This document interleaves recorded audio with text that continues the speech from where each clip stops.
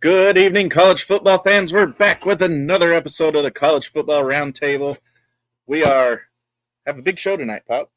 We got a conference championship games this week, and we're going to dive right into them and figure out who's still in the playoff contention and who's not afterwards, and take a look at some bubble teams, who should be there, that's not going to be there, who's going to be there, that shouldn't be there, and try and get into the head of the committee, which we all know is impossible to do because they change so often. Pop, welcome back to the round table. What have you been up to this week? Well, I helped. There's a broke down bus out on the interstate. Turned out to be the Dallas Cowboy cheerleaders. So I've been kind of out of it for a week. You're going to take things that didn't happen for 1,000, Alex. Back on the round table, Todd from Todd Talks College Football. Todd, how are you? Deep in the Big Ten country up there in Ohio. You freezing just like Pop and I are? Yes, absolutely. We had snow like 4.5 inches of snow. It's too early for that. Oh, wow. And is a lot. Yeah, making his returning appearance, Dominic from the Sunbelt Syndicate deep in the Appalachians. He's got a skin in the CFP game with James Madison. Dominic, how are you this week? Pretty good. I'll be freezing just like you guys here tomorrow evening as I head to Harrisonburg to watch the James Madison team take on Troy and see what happens in that Sunbelt Championship game. Let's go Troy, but we'll get into that later. And for those that don't know, Pop and I, we like to do our shows outside so that solidarity with our football team, Boise State. So if they can play in the cold, we can sit in the cold and talk about them. There you go. And making his second appearance, Jacob, the Bronco believer. Jacob, how are you this week? Well, Boise State is playing in a Mountain West Championship game, which I don't think anybody saw coming after the last back end of the season. And they're going to be playing and trying to beat UNLV for the fourth time in the last 2 years, fifth time in the last 2.5 years, third time in a row in Mountain West Championship going for the three-peat. I'm riding high right now. All right. And making his first appearance on the round table is my co-host in Bronco Nation Live, Nick Wade. Nick, how are you this evening? I'm doing fantastic, and I'm looking forward to a lot of chaos going on in the college football world. So I'm all for it. I brought my takes for this show, so let's go, man. All right. And also making his inaugural appearance is Mr. Casey Wick, not John Wick, though I hear he knows the guy. Casey is deep inside Notre Dame territory. Casey, I know we got a lot of Notre Dame talk to go to later tonight. How are you doing tonight? Good, man. Good. Ready for some chaos this weekend. See how it shakes out in the playoff. All right. As you can see, this show started with Pop, Todd, and Dominic and I, and it has grown. We almost have a full table. I'm excited to see the growth of this show and how several different viewpoints have come together and different takes on different things and made this show really start to pick up momentum. I hate that we're already at the end of the season because I think that this show's got great potential to be something that people tune into every week to get some biased and unbiased takes on different issues. With that being said, let's jump right into it. Todd, you guys got a big one up there in your neck of the woods. Ohio State versus Indiana. Number 1 versus number 2. What do you think? Is the winner of this one going to keep their number 1 and number 2 spot? Or are they just going to flip-flop if Indiana wins? Or is one of them going to drop out of the top 4 should they lose? I don't think either one's going to drop out of the top 4. I think probably what will happen here is, Ohio State's going to win the football game. They'll be number 1. I think if Georgia wins, they'll jump to 2. Depending on how the game with Indiana goes, if it's a 14-point game or something like that, I think Texas Tech will jump to 3 if they beat BYU, and Indiana will fall to 4, somewhere in that kind of range. But I don't think Indiana will fall in the top 4. Yeah, both schools undefeated. This game's actually going to be played in Lucas Oil Stadium, so it's not going to be as cold, maybe harder getting people out there versus depending on the snow situation. That game is on Saturday at 7 o'clock Central Time, 8 o'clock Eastern Time on Fox. Ohio State's a 5.5-point favorite. The over-under is 48.5, and ESPN actually has the edge to Indiana. Dominic, you think Indiana's got a chance to pull this one out? Chance? Yeah, absolutely. I think they have a chance. But I would also favor Ohio State because they've kind of been there, done that before. But Indiana's got a pretty solid defense. I questioned the quarterback just a little bit. I think he's been impressive throughout most of the season. He's obviously made that really good play there in against Penn State that kept them undefeated. But again, I go with the tradition and the history of Ohio State over an upstart, younger Indiana program. I mean, Indiana program as far as like the Cignetti era goes. Yeah. I know a lot of people say Indiana doesn't belong there, or their schedule is just too easy. But they're a 3-win team every year consistently before Cignetti shows up, and now they lost one game last year and in the championship undefeated this year, and number 1, number 2, depending on which poll or ranking you look at in the CFP and other ranks. So you can't really discredit any of what Cignetti's done. And I'm not saying you are, Dominic. I'm actually leading into my next question. But Nick, do you think that the hate that Indiana gets for their easier non-conference schedule is justified? No, I'm actually a big fan of Cignetti. And this one's going to be a hard game to choose between. Both Ohio State and Indiana have. I pay more attention to the ranked contests, and both of them took care of business against 3 ranked opponents during the season. So I don't get the hate, but I think winning college football games is hard, and both teams are doing such. Yeah, and Casey, you're up there kind of in that territory too. The Big Ten, whenever you look at the success Indiana's had, the Big Ten is either terrible or Indiana is legit. It can't beat both. What do you think of the Big Ten championship? Who do you got in this one? As much as it pains me to say, I think Ohio State's going to have it just because they have the experience. But Cignetti does know how to get his team up and motivate them to play in the bigger games. If you watch the Oregon game, I never would have guessed they would have even been that competitive with Oregon. But I will say the Big Ten has gone down the same path as the SEC with the way they pick certain teams with their schedules. I mean, if you go back and look at Indiana this year in Ohio State, they don't really have more than 1 or 2 tough games. So it almost gives like a guaranteed 2 to 3 teams a shoe-in into the CFP. Yeah, and historically, I don't disagree with that premise that you should play tougher opponents if you're going to be in the tougher games. But the way that Cignetti's turned around that program, even in the Big Ten playing cupcakes in their non-conference, they were only a 3-win season, and now they're undefeated and 10 wins 2 years in a row. So, Jacob, what are your thoughts on Cignetti and this championship game? Do you think that Indiana takes the number 1 seed in the playoffs?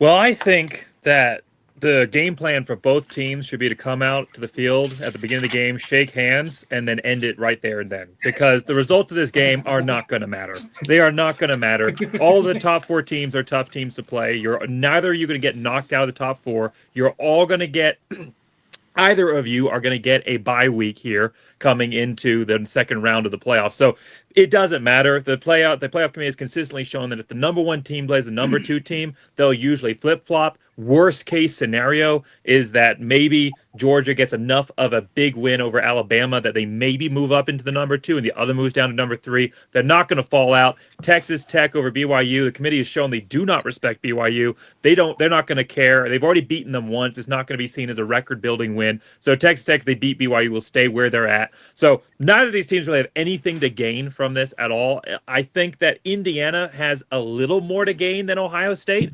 Ohio State's been here before. This is old news. They're playing Indiana. It doesn't mean anything to them. Like you said about Indiana, though, Indiana has everything to prove. Talk about the easy schedule all the way through, and last year as well. The easy schedule all the way through. All the doubters, all the haters, they have something to prove in this game. They have something to play for. When I look at teams that are very closely matched, and then I'm looking at, okay, what are their factors? The one that I look to is motivational. Because I think the motivation, mental game, how you approach the matchup is going to change everything about the end result if both teams have pretty much everything else in common, if there's not a significant deviator between them. Indiana has that. This is their first 12-win season in their history as a program. This team has been playing football since 1899. I think Abraham Lincoln was actually recruited by this program. This team has been around forever, and this is the first time they've ever had 12 wins. They had a 10-loss season in 2021. And now they're at 12 wins. They're sitting at this stage. This means a lot more to these players versus Ohio State. They're just looking forward to the playoffs. They know they're already in. They're going to try, and they're not going to, it's a competitive game. These are athletes. They're going to try to win. I'm not going to say they're just going to roll over. But at the end of the day, I don't think that they care as much as Indiana, who this is special. This is think about like a team who's gone to the bowl game for the first time and is playing, a Power 4 program that has been there before and just doesn't care as much. Now, obviously, both these guys are Power 4, but Indiana versus Ohio State, the Ohio State is favored by 4. Indiana's given a 50.6% chance of winning ESPN. It's a coin flip. I'd go with Indiana. As far as Cincinnati, I think he's an incredible head coach. I think they've got momentum from being able to keep him away from other programs so far throughout this season. We'll see what the offseason shows. So I think that they are riding high with him. I think Indiana wins this matchup. Yeah, and Indiana's really at top. You and I were talking about this earlier this week, that Indiana's really gone after their coaches. Actually, no, I think it was you and me, Casey. We were talking about Indiana. I get my conversations mixed up. We were talking about Indiana's retaining their coaches, putting the money not just in a head coach, but retaining their supporting cast as well. So it's nice to whenever you have that. But Pop, do you think the Big Ten is a terrible conference, or is Indiana legit this year? Is BSU in it? No. Then it's a terrible conference. I saw that one coming.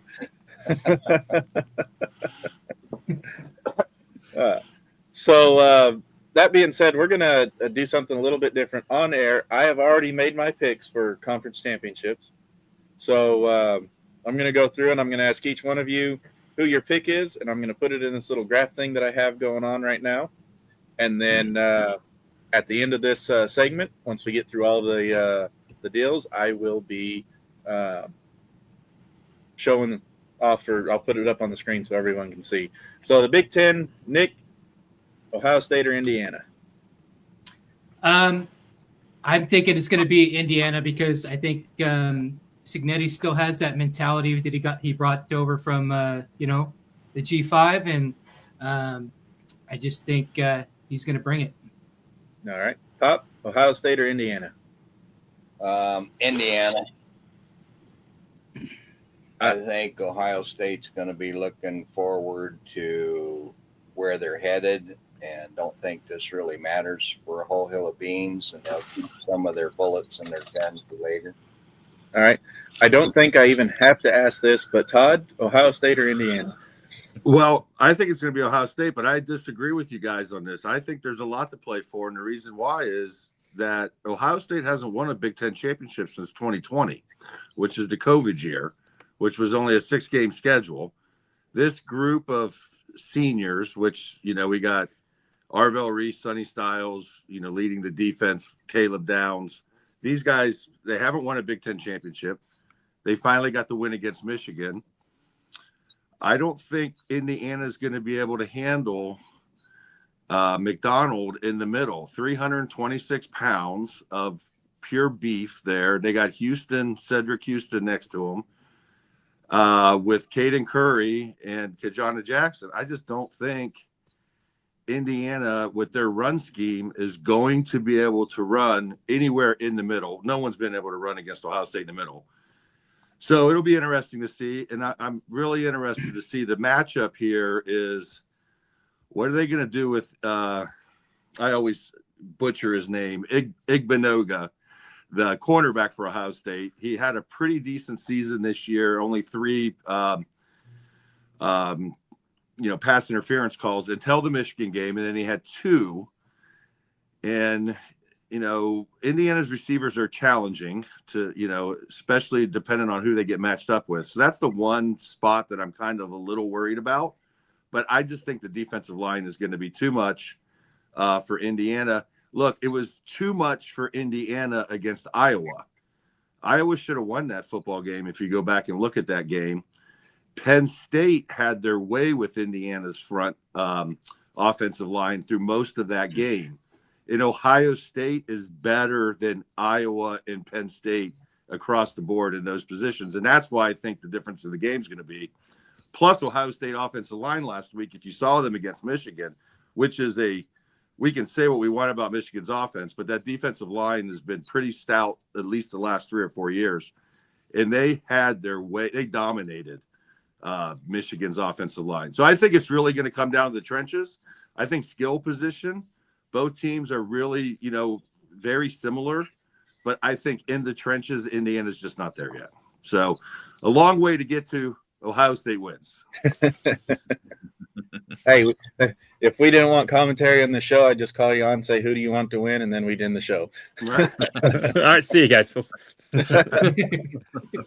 right, Dominic, Ohio State or Indiana? Yeah, I'm going to stick with the Ohio State that I gave you earlier. If you look back to last season, that was their only regular season loss. That was a 38-15 loss. Obviously, you've got positions that have changed over, but the head coaches are the same. The schemes are basically the same. I see another really good Ohio State team, probably a better Indiana team, but again, haven't been truly battle tested. I'm taking the battle tested team here in Ohio State over last season and what they've done more so this year, and just trusting them to get it done. Yeah. Casey? I'm also going to go with Ohio State. I think it's going to be a pretty intense matchup. I think Indiana's just not going to be able to stop the duo of Carnell Tate and Jeremiah Smith. You got 2, first-round receivers playing, and unless the team is distracted by losing their offense coordinator who took the South Florida job, I just don't see Indiana having the firepower to stick with them. Jacob? Yeah, well, last week I called Ohio State to win. I called Texas A&M to get upset by Texas, and I called Texas Tech to crack the top 4, and all 3 happened. So I'm going to call good things. Indiana wins this one. All right. And I, too, have chose Indiana, and Pop is my eyes. He can see that I have chose them. His eyes are bad, so I could have chose them or I could not have. All right. Moving right along to the SEC. We've got 2 teams that a lot of people probably, at least one team, Alabama, wrote off of being in the SEC championship about 2 weeks ago. And then, of course, Texas A&M lost, and then a whole bunch of tiebreaker scenarios. And now we have Georgia and Alabama in the SEC championship game. Does Bama drop out with a loss? Let's start with Dominic on this one. What do I think should happen personally, or what do you think? What do I think the committee will do? Let's get personal. Personal? Okay. I don't think they should drop out. I don't think a lot of those teams that are kind of in their championship games should be dropped out. If you're not going to allow these other teams to help or hurt themselves while, they're not playing, then I don't think you should punish a team for making a championship game like that. So that's my personal belief there.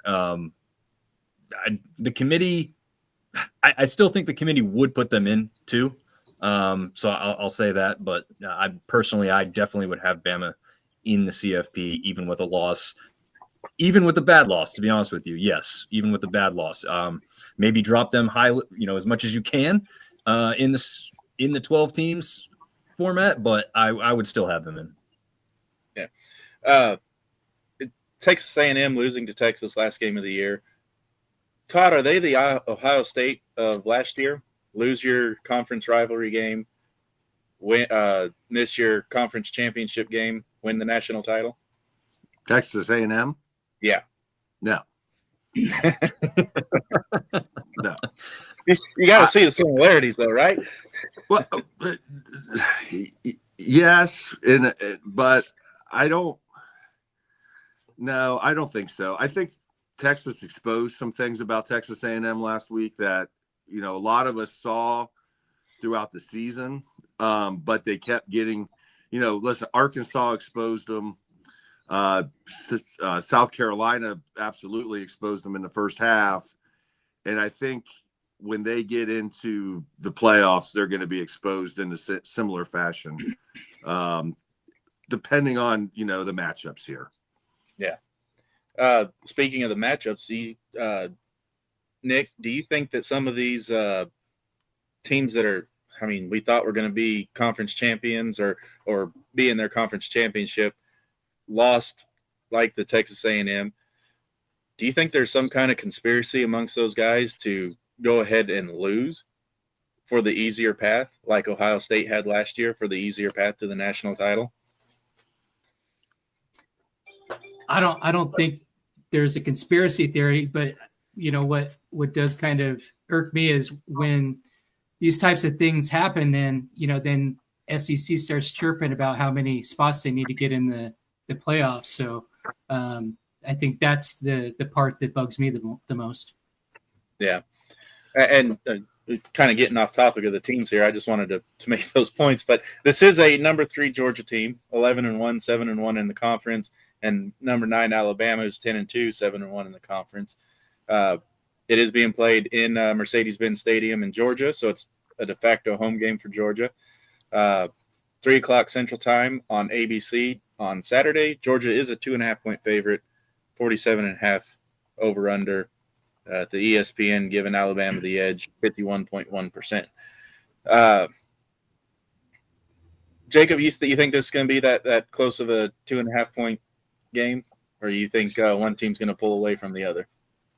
I think it will be. I think it'll be a close game. This is SEC championship game. Both these teams have a lot to win in this one. As far as a lot to lose, and we can talk about bubble teams later on, I'm not so sure Alabama's out if they lose. I think that since they're in the SEC and the way the CFP committee has appraised the SEC, I think that getting to the SEC championship game guarantees that you are in. You could probably have 4 losses, get there, and probably you're into the SEC, you're into the playoffs, because ESPN owns the SEC and the ESPN owns the playoffs and they own the committee. So I think that they're probably in regardless of what happens here.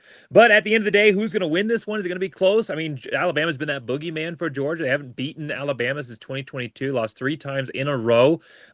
And obviously earlier this season lost as well. But it's really hard to beat a team twice in a row in the same year, especially when one has as much on their back. Alabama is that monkey on the back of Georgia. And I'm just not honestly sold on DeBoer. I think that he has done better than maybe some expected, but I think he's still riding a little bit off of some of that Saban energy right now. And he has shown that he's kind of struggled a little bit in some of those bigger games.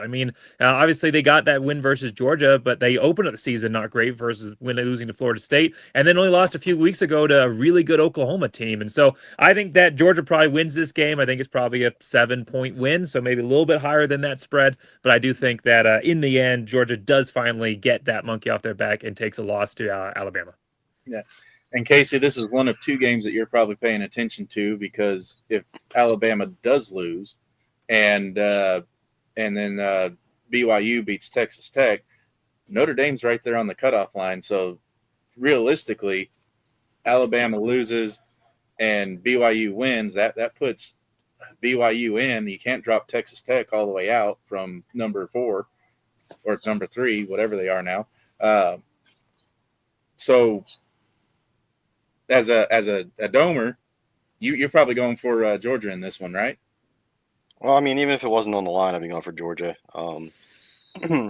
Alabama, since Saban has left, has been good but not great.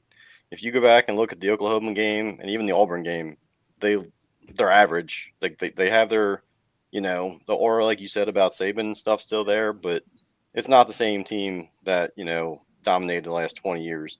So Georgia, like you said, cannot get that monkey off their back. I think at some point Kirby Smart has to break through and expose the Alabama team for what they are. I mean, they did not look good in the Auburn game at points. They run very hot and cold. Um, and I think the CFP committee actually bumped them up ahead of Notre Dame this year, like this week rather, because they're expecting them to lose so that they can't knock them out. And I also think it depends on how the game goes. Like if BYU would beat Texas Tech and Alabama would somehow get, smacked around, it's a conversation. But I also think Oklahoma beating Alabama is what really shook all this up. Like at that point, Oklahoma was pretty much on the cusp of going out. If they lose that game, they're out of the CFP. Yeah. But I mean, the SEC does have some good games, but Alabama, it just depends which team shows up. DeBoer has shown that he's capable of taking a team like Washington to the playoffs and doing well, but then he takes over a roster that Nick Saban built, and he's good. He's just not great. We'll see how it goes. Well, and if I add one more thing, you talk about player motivation. A lot of these guys that are now juniors, seniors on this program were on, obviously transfer portal and everything else, but a lot of these guys that are the leaders on their team were part of the last time that this team won. And Georgia's trying to establish themselves as the new top team in the SEC with the weakness and vulnerabilities of Alabama. Again, heck, the last time that Georgia managed to beat Alabama, a lot of these players on the Georgia roster only had like 2 or 3 DUIs. So, it's been a really long time. So this has been a really long time coming. I think they do get that win, and it's a big way for Georgia to establish themselves at the top of the conference. Makes you wonder what Georgia's going to do with since the Hellcats and Chargers are no longer in production. I think the thing about Georgia right now is they are absolutely banged up on the offensive line. You saw that last week in that game against Georgia Tech. Georgia Tech was a defense that should have been. They should have gave up 40 points to that Georgia team. Haynes King played absolutely terrible for the most part of that game, and they still somehow figured out how to get the ball to the 50-yard line with 1 second left and have the prayer. Georgia does not rush the passer very well. If we notice what happened with Ty Simpson here against Auburn and against Oklahoma, it was because of the pressure that they were able to put on him. I don't think Georgia's going to be able to pressure him in the same fashion that those two teams did. I think he'll be a little bit more consistent in this football game because of that. He's looked terrible in the last – look, this was a kid they were giving the Heisman Trophy to in week 7, and now he can't even find his name anywhere in anybody's mouth for that. But Georgia's offense – this is not a game Kirby Smart wanted to play in. You saw his press conference on Monday. He wanted to rest his guys and get ready to play in the first round of the playoffs. And now all of a sudden he's got to play in this game with 3 offensive linemen that probably aren't. Look what they did last week. They ran Gunnar Stockton how many times because they knew they couldn't protect him in that game against Georgia Tech. So Alabama – I'm not going to count them out here. I think Alabama's going to probably continue to streak and win this game. Yeah, and Nick, that brings up a good point. You're already a lock. You're the number 3 team in the nation. You're already a lock for the playoffs, win or lose. Barring a catastrophic meltdown and you lose your quarterback and Georgia gets the Florida State treatment, do you even send out your first team to play this one, or do you just go, hey, let's get our second stringers some valuable play time on the big stage? No, I do, because I'm kind of disgruntled because there's no way that Alabama should have been ranked ahead of Notre Dame. That's ridiculous. So I want to see Georgia just come out, and I don't care who they put in for quarterback. I want them just to utterly destroy Alabama, because I don't think that they deserve to be in the CFP at all. That's my take. With the loss to Florida State, you look at it and say, okay, well, what about Texas? Well, Texas had the loss to Florida. Well, Florida's in the SEC, Florida State's in the ACC, so the Florida State loss should be viewed worse if you use SEC logic, right? Right. The ACC is it's a clown show, man. And for Alabama to go in there just on, just because of what they've done in the past, I agree with Jacob. DeBoer's been all right, but I mean, Alabama's not even in comparison to what like Notre Dame or Texas A&M have gone through. Those two have gone through the gauntlet, and they're sitting, especially Notre Dame's behind Alabama. That doesn't make sense at all. Well, let's be honest. Let's be honest. Why Alabama is top 10, they're 9th, and Texas isn't. Even though, they have both bad losses. Florida teams start the season. It's because Alabama's in the SEC championship. It's got nothing to do with whether or not the record is deserving or not. It's got to do with where is that team ending up, and how does ESPN want to set these matchups up to look like. And making the SEC championship is a big enough record builder. It doesn't really matter how you got there. Alabama was in track to do that, so they got the ranking boost to get there and to make it a top 10 matchup. That's why they're number 9. Pop, you think if Alabama's not in the SEC championship, are they in the CFP talks? No. You heard it here first, folks. Do you care to elaborate? You want me to go into a pop-off? I don't think we're there yet. Don't ask me that question. All right. So cat's out of the bag. There is a pop-off eventually. Where will it be? Nobody knows. All right. Well, does anyone else have anything to add on the SEC championship, or do you want to get into some picks?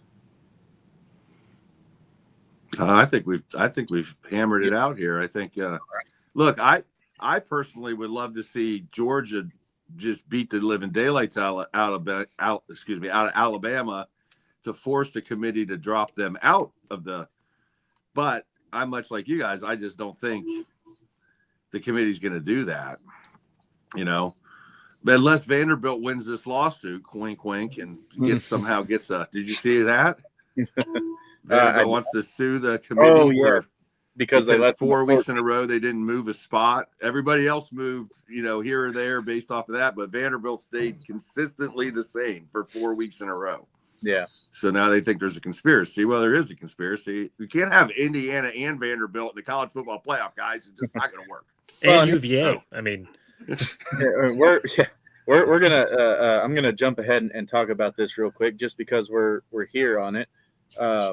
Since you brought up Vanderbilt, and let's see, let's go ahead and talk a little Vanderbilt. Do you think Pavia has any Heisman chances? Oh, I think he's in the top 4 for sure. Yeah. With that game last week against Tennessee, he had some big runs in that game. He had some good. He did turn the ball over with the 2 interceptions, but I think he's in the top 4 for sure. I think Jeremiah Love is definitely in the top 4, and I think the Big Ten championship game is going to depend on. I think Jeremiah Love should win the Heisman Trophy, although Julian's saying my quarterback could win the Heisman Trophy. But I think, overall, I think Pavia, Fernando, Sayin, and Love are the 4 in my book at the Heisman as it sits right now. And you look at it too, just kind of stepping away from the Heisman talk of it all. People say that Texas is left out for their strong game against Ohio State. That's not the reason they're left out. They're left out because they lost to Florida. Well, people say, this is going to do away with tough matchups in the out-of-conference schedule. Vanderbilt is the poster child for why that is not a good idea.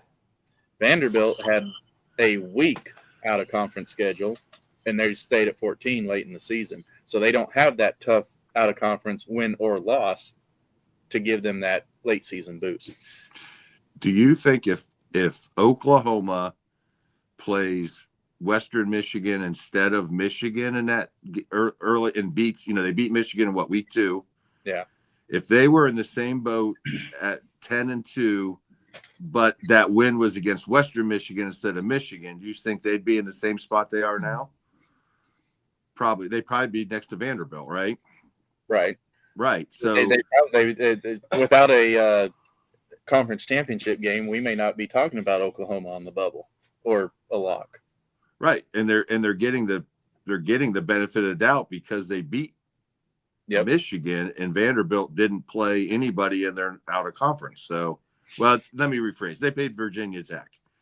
Well, so Alabama lost to Florida State. They're about the same. No, absolutely. But I think that's what's giving Oklahoma a little bit more pub here is because they beat Michigan. Yeah. So, I agree with you. I don't think Florida is out of this. I don't think Texas is out of this because of the loss to Ohio State. I think they're out of it because the loss to Florida and the fact that they almost lost to Kentucky. Right. And we talk about the ACC being hogwash, but look, all year long we talk about every year, it's ridiculous, the depth of the SEC and how a top team, when they go on the road to Kentucky and it's a 10-6 game, this whole thing is just how deep we are. But when Louisville blows you out 41-0, you don't hear shit about it. You know what I mean? So I don't believe that the ACC is total dog shit. I think Miami is a really good football team. I think help me out, I'm missing his name, the freshman, Malachi Tony is a freaking beast. And Ruben Bain is a monster to deal with. And, when you got to play a team with those two kind of players, I don't care who you are, it's tough. Yeah. And the rest of the ACC might be whatever, but, if you look at the ACC's records and the way they got 9 teams that have, winning records. Well, you look at the SEC, they got like 9 teams that have winning records. So it's, what's the difference there? Well, the difference is ESPN tells us it's different. Right. So there's a reason the SEC hasn't won a national title in a couple of years.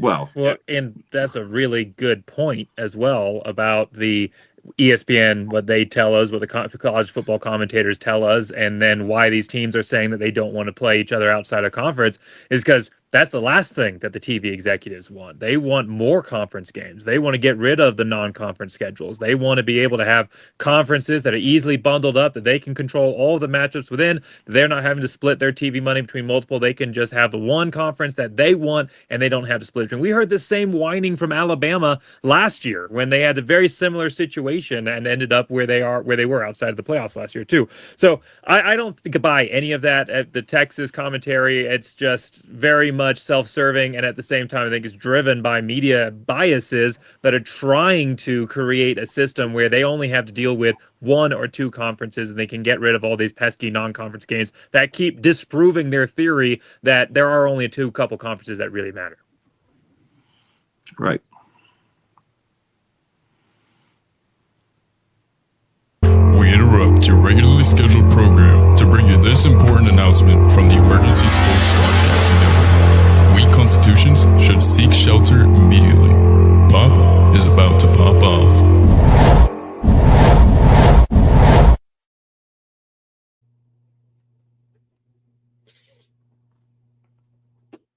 College football, as I knew it, no longer exists. The age of college innocence, where you've got alma maters, where you got rah in the stands, where you got some loyalty to your people, is done. It's been destroyed. And why has it been destroyed? Money. It's money has taken over the college industry. It is no longer a football game. It's a multi-billion. That's with the B industry. ESPN owns college football. They made almost $100 billion. That's with a $1 billion off of their franchise, or their airing their shows and the tournaments and stuff. And they own it. They own everything that happens with it. And they just bought the SEC. Oh, excuse me. They just bought the rights to the SEC. You think any other rulings is going to go the way of anybody else? No, everything's going to fall towards the SEC. You think that this NIL and this Porter stuff coming out to where they could like buy the players they want to buy, be like the Dallas Cowboys back in the era whenever they could buy themselves a Super Bowl ring because they could afford to pay the most for the players. And now you've got the para conferences able to do that. They're able to give them not just money straight from the college, plus everything else they can give it with the people around them. And then whenever other people started donating money to the lower colleges so that they could spend it on the portal, what happens? Oh, we need to put a cap on that. Just 20 mil. That's all you can spend doing that. Whenever they know there's backdoor ways that these power conferences get through it, I'm telling you, there's an axis of evil and it runs through ESPN. And until you break that monopoly, we're not going to have football as we need it. And who do they have in their pocket? The NCAA. Oh, but the NCAA, they're just a nonprofit organization and they're trying to help all athletes. Well, no, they're a power organization because they're a governing body. And they make over $1 billion. What's that? $1 billion a year that they get. And where does it come from? It comes from television rights. And who pays most of that money? I guess it's ESPN that does most of that. And just like the man said a minute ago, they want to keep it bundled up into a tight little power group so they don't have to chase money all over everything. They can put their money in where they can buy their championships the way them stinking Cowboys used to do. Well, something's got to be done about this. We got to, I mean, look at the chaos that's been created from all of this. And you think that is just by accident? No, it's on purpose. It's what ESPN wants. Somewhere up in the towers, the fat cats are sitting back going, hey, this is what we're going to do. We're going to create this. And the NCAA is going, well, should what we want to make those kinds of rules? You know, what if people find out what the truth is? And they're sitting back there with their cigars and they're sitting back there sipping their whiskey and the ESPN boys tell them, the truth is what I say it is. Well, now it's even going into Congress. You got SCORE acts. You had Rubio the other day was telling the president if Miami don't get in, that Trump needs to take it over and do something with it and get rid of these committees. There's an axis of evil that runs from ESPN to the NCAA and the top power conferences, and unless we break it all, we got nothing. We'll have nothing. It'll be ruled by politicians. Well, the politicians will get us what we want. Oh, yeah, like they can't be bought. They're worse than the committee. So what do we got to do? We've got to rise up. We got to have a grassroots charge. We got to break up them Power Fives, get us 12 conferences like Sam Talk Sports put up on his deal and see where that goes. We've got to get the money out of ESPN, get it spread out so that media doesn't control what football is. We have to have every TikToker, every blogger, every whatever, get up there, get this put out. Take back our college football so it's not just a money scam. We have to be the Minutemen from the Revolution. Go grab your musket. Put beams out there. Put other rants out there. But make this one go viral. Get your own. We need to have a Frank Kellogg. Who's Frank Kellogg, you may say? He was the lead that took down Rockefeller and Standard Oil. Got him in an antitrust suit and caused him to break it up so that everybody had a shot and level playing field in the oil industry and not just the Rockefellers. His name was Frank Kellogg. We need a Frank Kellogg now to rise up and help college football break this monopoly ESPN's got, that the media's got, that the NCAA is wielding control over, and those power conferences hang on to. We need to go to war. To war. I've called for it before. Rise up, cry havoc, and let slip the dogs of war. Wow. Woo-wee. There you go. Man, get that man a whiskey. Double. Glad I got a Cheers to that. glad I got a strong constitution, man. Woo! Man, Well, he didn't pull Thomas Paine this time, but he pulled out some real Let's relics there. let's get Pop instead of Lane Kiffin on ESPN Game Day. I think Oh, I let's do. forgot about the draft. We need to start a college football draft. It's got to happen. If we don't do that, get rid of the what you call it, it's a redshirt freshman and he gets another year because injury. Make it 6 years. 2-year contract. If you get drafted, you have to do with the school that you're with, or your contract gets bought out. At least then the school that drafted you gets compensation for you, and then you can go on where you want. Or lobby the people to draft you whenever they get a chance to draft you, so you go to whatever school you want. It's the age of college innocence is over. We need to set up the draft. We need to put that into it with everything else I said. And here, go ahead, do your football stuff. I love the idea of potentially a draft. The problem is, and maybe it's not really a problem nowadays, but there is something called an education. And if I'm going to college to get, 90% of the kids on these college football fields are not going professional. So, if you want to be a bioengineer and you get drafted to wherever, they might not even have the program. So I don't know that a draft is going to necessarily work, just because at some point there is a student and the student athlete here. What do you do the first 2 years you're in college? You're studying basics, basically. And so you do that 2 years there, and then you want to go to wherever your bioengineering, whatever's are, get in the portal, go and do your thing. But something's got to happen to save the sport of college football. We can no longer try and put a Band-Aid on where we need a heart transplant. And we let all the politicians and everything get involved and get their ideas on it. You think it's going to look anything like it looks now? It'll be screwed up worse than what they've done our government. We've got to rise up and come up with ideas. Good people have got better ideas than what we've got, than what I've got, and can put this thing together to save the sport. It is not what it was whenever I was a young man, and it makes me sick to look at how it's going. Yeah, I agree that the football draft it would be hard to manage, but I definitely loved your comments about ESPN. They have been a completely different beast, and I do use the word beast specifically here in a revelations type context since Disney bought them. That has been a completely different organization since that point. And I think the whole point of ESPN, I didn't really think that they had as much sway. I thought that they had an influence, but I didn't think that they bought and owned the sport until we saw their contract dispute with YouTube TV. And then they had not just every single one of their commentators, they had every single SEC athletic director, head coach coming out and saying, hey, you guys need to sign with ESPN on this. I mean, it used to be that your TV network was just your TV network. It didn't have any association with you. It was just something that your games were on. And now these actual coaches and administrators are tied into the TV network like they own the program. And seeing the mouse actually work its web and mechanize its military through that form, that was scary to see what ESPN is capable of. And we only saw a taste of what ESPN is trying to do with this industry overall. So yeah, absolutely axis of evil, take them down. Let's mount the beaches. A convert. all right. So we were talking about the SEC championship.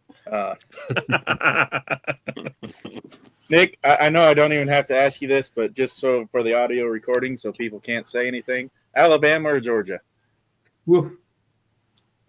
All right. Pop, Alabama or Georgia? Georgia.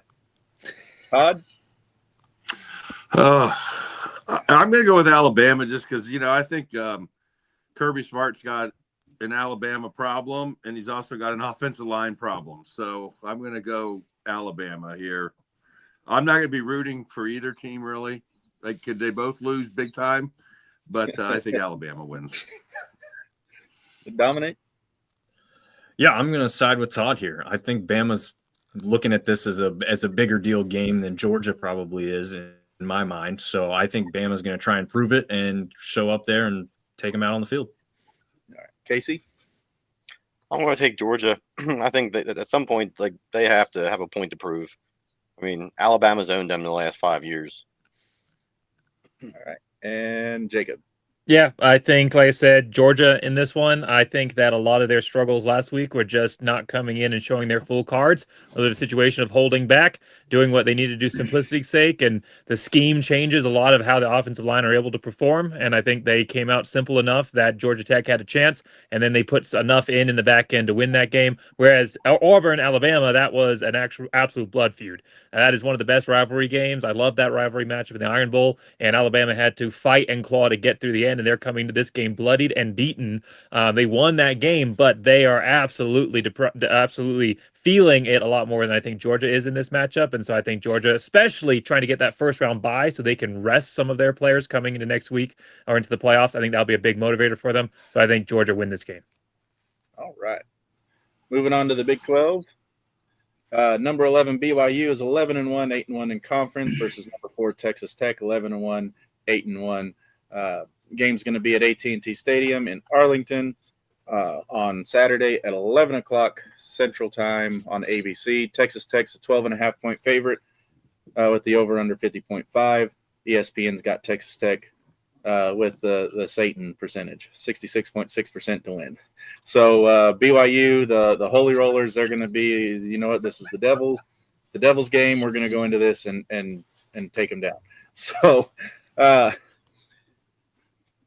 Casey, this is another one you're going to be paying pretty close attention to. If BYU wins this one, it starts looking bleak for Notre Dame. Do you think if BYU, especially if they just absolutely curb stomp Texas Tech, are they going to jump Notre Dame? Is the Notre Dame going to be left out? I mean, there's definitely the possibility. There's a lot of motivation now. They just re-upped their coach, who Penn State was trying to poach, and so the players. I don't know if you saw the reaction when he announced that he was coming back, but they're pretty pumped up. So they definitely do have that little extra to play for. But Texas Tech's defense, I mean, from being an average team a couple years ago to what they are now, that NIL money is actually paying off for them. About time, like, the Texas team started dipping into the oil money to give them a chance to do some stuff. But if Texas Tech jumps out to an early lead, I don't think BYU has a chance. Their offense is just not built to come back throwing the ball. If they can keep it close, then BYU has a chance. But if Texas Tech gets a 14-point lead, it's going to be really tough for the Holy Rollers to come back from that one. Yeah. Pop, if BYU loses a closely contested match, would the CFP say, well, they were in it, maybe lose on a last-second field goal?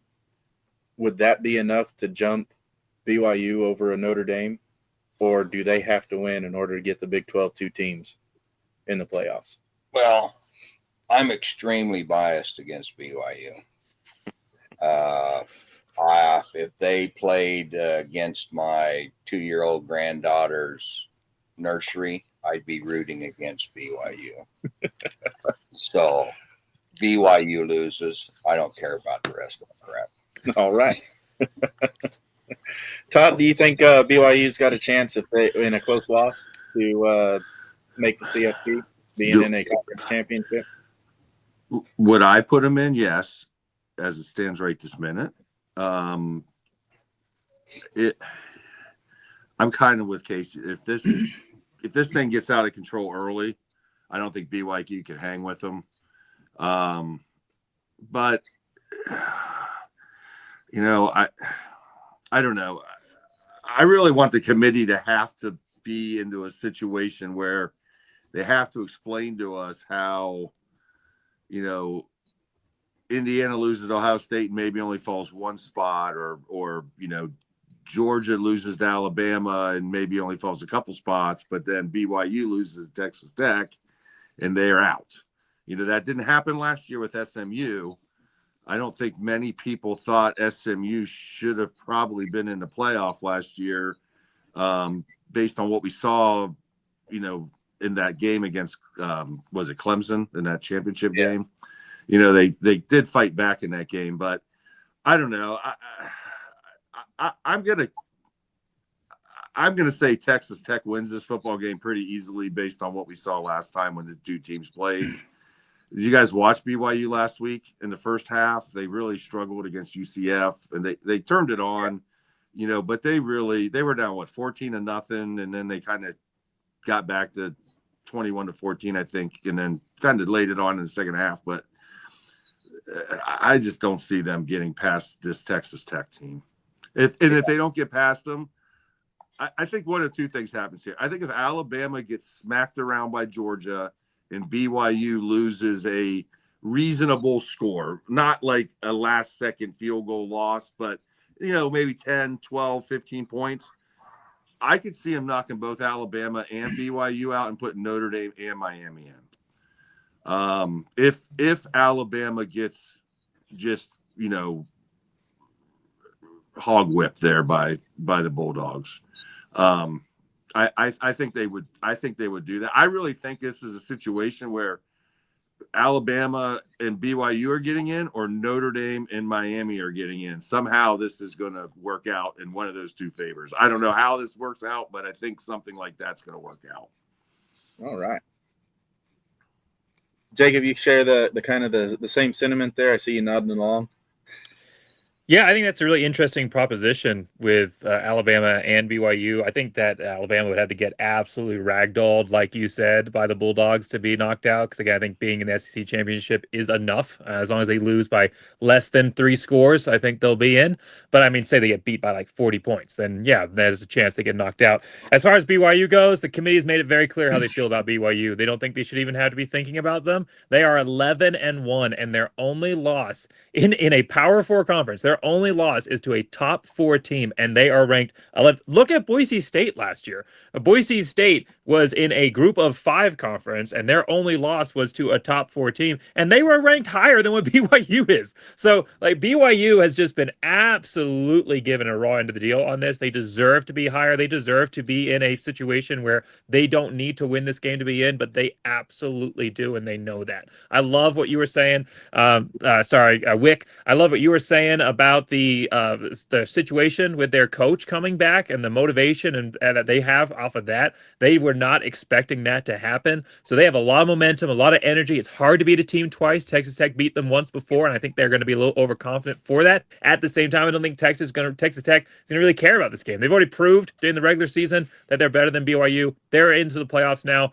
They may not have, they're going to try and win, but I don't think they're going to have that same mentality. BYU is going to be playing like an underdog in this matchup, and I think there's a pretty good chance that Texas Tech comes crumbling down.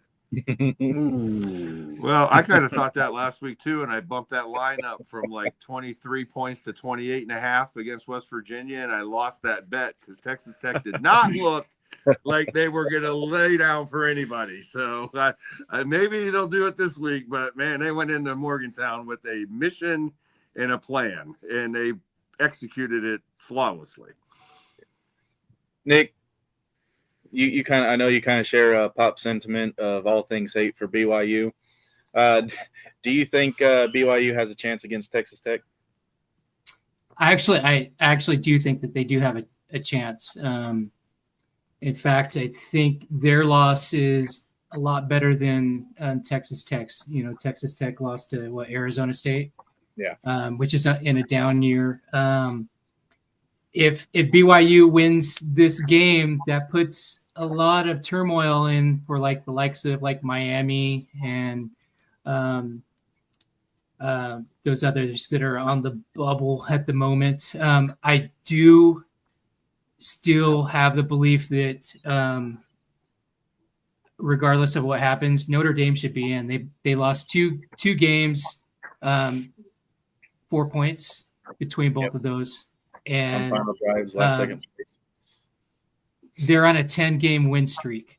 You can't keep them out. You can't keep the Domers out of the playoff. So that's going to be a tough game, and I feel the same way that Jacob said. It's tough to beat a team twice in one season. I'm kind of concerned about our own game tomorrow because of that fact. I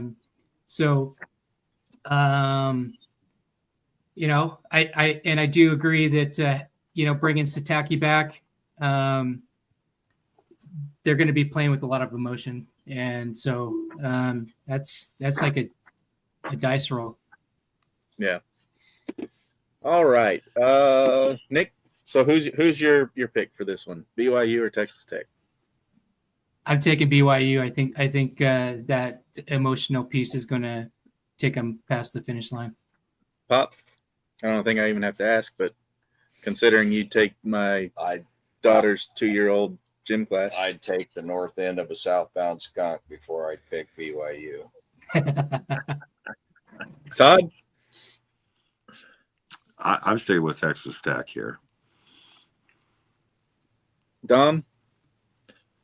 Yeah, the last time this game went 29-7 in favor of the Red Raiders. They held BYU to 67 total rushing yards. I do think this game is closer this time around. I do think that keeping Kalani Sitake around longer is that motivational aspect to this. I don't think they're going to play as poorly as they did the first time around, but I think the talent still overcomes here. Just kind of this one is – I'm looking at this one a lot like Ohio State and Indiana. Yeah, one of these teams is going to want it more, but the talent's going to prevail ultimately in the end, and I'm going to stick with Texas Tech. And Casey. I'm going to go with Texas Tech as well, and this is why. If you go back and look at BYU's schedule, 11-1 is not impressive. You're talking they played Portland State, they beat Stanford, who was not good this year. Then they played East Carolina, barely beat a terrible Colorado team by 3 points. Again, beat a down-year West Virginia team. Their only impressive wins they really have on the season are Arizona and Utah. But every game on their schedule has been close with the exception of TCU and really Stanford. Well, and Portland State if you want to count them. But, I mean, credit to Sitake for what he's done there, but their schedule is just as not impressive. Texas Tech has dominated every team they've played. If you look at their schedule, they've beat a team probably by an average of like 18 points, whereas BYU's margin of victory is only like 8 or 9. All right. Jacob? Yeah, I'm sticking BYU the upset here. And you call yourself a Bronco fan. Hey, I'm not saying I'm happy about it, but I'm not – I mean, I live just down the road from Texas Tech. The last thing I want is them getting all uppity. I'd like to have BYU win, kind of sell this thing down a little bit. Yeah. Really? Right down the road from Texas Tech. We're going to have to talk after this. I didn't realize it's not on purpose. All right. The soon-to-be group of 6 or 7 member, if you talk to the SEC and the Big Ten, ACC championship has Duke 7-5, 6-2, backdoored their way in. Versus number 17, Virginia, 10-2, 7-1. It's at the Bank of America Stadium in Charleston, North Carolina, Saturday Charlotte. That's what I said. I was just testing your ears, that's all. Saturday at 7 p.m. Central Time on ABC. Virginia's a 3.5-point favorite. I was actually quite surprised whenever I saw it was that close with the over-under 57.5. ESPN has Virginia winning 56.3% of the time. This one here is where it gets really interesting for this bottom right-hand corner of my screen. And if you're watching on TV, the Dominics, the Broncos, and the Bronco Believers, and the Knicks, and then up here on this little top corner with Pop and I, this is the game we're most closely watching. If Duke can pull this upset, and if it's a close upset and not a blowout upset that would make Duke skyrocket in the rankings, you open the door for 2 Group of 5 conference champions to jump the ACC conference champion and make its way into the playoffs. Dominic, will Duke be the reason the ACC is left out of the CFP? God, I hope so. I don't respect the ACC football, first and foremost. I do not think it's a powerhouse conference. It's barely a power conference, and it's a power conference solely in the money aspect, not with the traditional powerhouses in football. I know Clemson has been there, but yeah, I don't think it's a great brand of football. I hope Duke gets it done. That's what I will be rooting for. I actually, 10 minutes away here from Duke University. So I have that aspect to it that maybe is on my side with that. But, these two teams did match up, and Virginia did win the first one in Durham, 34-17. So that doesn't bode all that well. But you got to think, like everybody always says, it's hard to beat the same team twice. And now this is a championship game. I would love to see the ACC play themselves out. Yeah. Pop, you think the ACC is going to play themselves out of this playoffs? Oh, I would hope so. I really would hope so. I'm going to be rooting for Duke, so that's who I'm going to say can get the job done, because I don't mind going down in flames by picking the wrong team. I can't let my intellect do otherwise. Nick, big implications for the Mountain West Conference champion, whether it be Boise State or UNLV. UNLV probably has the better chance should they win with their record, even though their strength of schedule is one of the worst in the country.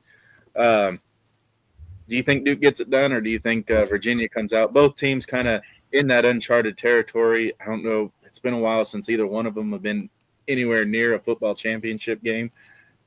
How do you see this one playing out? Yeah, this is the one that I've been looking at, and let's be honest, ACC is a dumpster fire. They're a dumpster fire last year. They're a dumpster fire this year. If you ask me, I don't even think Miami should be in the playoff talk. But I'm a huge Duke fan this week. I don't even know why Virginia's up at 17, but maybe somebody better can explain that to me. But I agree with Dom, and just like with our game in my conference, it's should be concerned. It's hard to beat, a team twice in 1 year. I've seen it in the Mountain West where we took on Fresno State that second time and we lost at home. So, it's a thing. So, I'm rooting hardcore for some chaos, and that's one of those games that I'm looking for Duke to win, and just barely, because like you said, I want the door cracked open for my team. Right. Todd, you and your all-knowing, infinite wisdom of college football, can you elaborate on why Virginia 17? Well, here's what I'm going to tell you is, if Duke wins this football game and Texas Tech beats BYU by more than 3 points or 7 points or something, I think the college football committee in 1 month, when they sit down and renegotiate this, they will be going into this with one team potentially out of the Big 12 and the ACC in the college football playoff. That would be Texas Tech, right? Mm-hmm. And there's no way those two conferences are going to sit for that. So they're going to expand this thing to probably 16 teams and guarantee some spots here. So I think Duke wins this game. Personally, I don't know why. I think it's really just boils down to Duke is so funny to watch, because sometimes they're freaking phenomenal and other times they're terrible. Yeah. And it's like, which team's going to show up? I think they're going to show up this week. They've already lost to Virginia pretty decently. So I'm going to go with that. But I really do think that if we get 2 group of 5 teams in, which I got going in, 2 group of 5 teams, that would be JMU, who I don't believe should be in the playoff, over the winner of the Mountain West. I'll just say that now. I don't think JMU's, their schedule is literally the worst in the country, damn close to the worst. But I do think there's going to be 2 group of 5 teams in, and Duke will be the reason for that. And very well, one Texas Tech team in from those 2 conferences, and it's going to as Pops would say, something's going to pop off with those other two conferences, because they're just not going to. They're just. I mean, whatever we think about their football game, and I want Casey to cover his ears, because I got a lot of, who did Miami play? I think Nick said, but the truth of the matter is, can look down this Notre Dame schedule. Yeah, they won 10 in a row. They also beat 4 of the 4 worst college football teams in Power 4: Purdue, Syracuse, Boston College, and Arkansas. Are 4 of those 10 wins, guys. They beat Navy with a backup quarterback that actually played pretty well considering the situation he was in. They beat Boston College by 15 points on the road, 25-10. They beat a Boise State team that was not the Boise State you guys know that they've been in the past. Yes, they were robbed in that game against Texas A&M 100%. 2 holding calls on that last call that should have been called, and neither one was. But listen, man, if Miami's not in, Notre Dame can't be in this situation. They played head-to-head. And look, we watched the game yesterday. It was late in the third quarter that Miami was up 2 scores in that football game. It was 21-7 before Notre Dame made a comeback, and lost that game by 3. But I'm not buying this idea that Notre Dame's 10 wins is impressive. I know we're not on Notre Dame, and I went off on a little rampage here, but you can't tell me that Purdue, Arkansas, Boston College, and Syracuse played with a lacrosse player at quarterback. Yes, they scored 70 points. The kid's a freaking lacrosse player. So I can't buy it. I just can't buy it. They gave up 14 points to Stanford. And let me say this. At the beginning of the year, I thought Stanford was the worst college football team I think I ever witnessed, and I will give it to them. They won, 4 games this year, was a lot better than I thought. But this is not, and I'm a Marcus Freeman fan.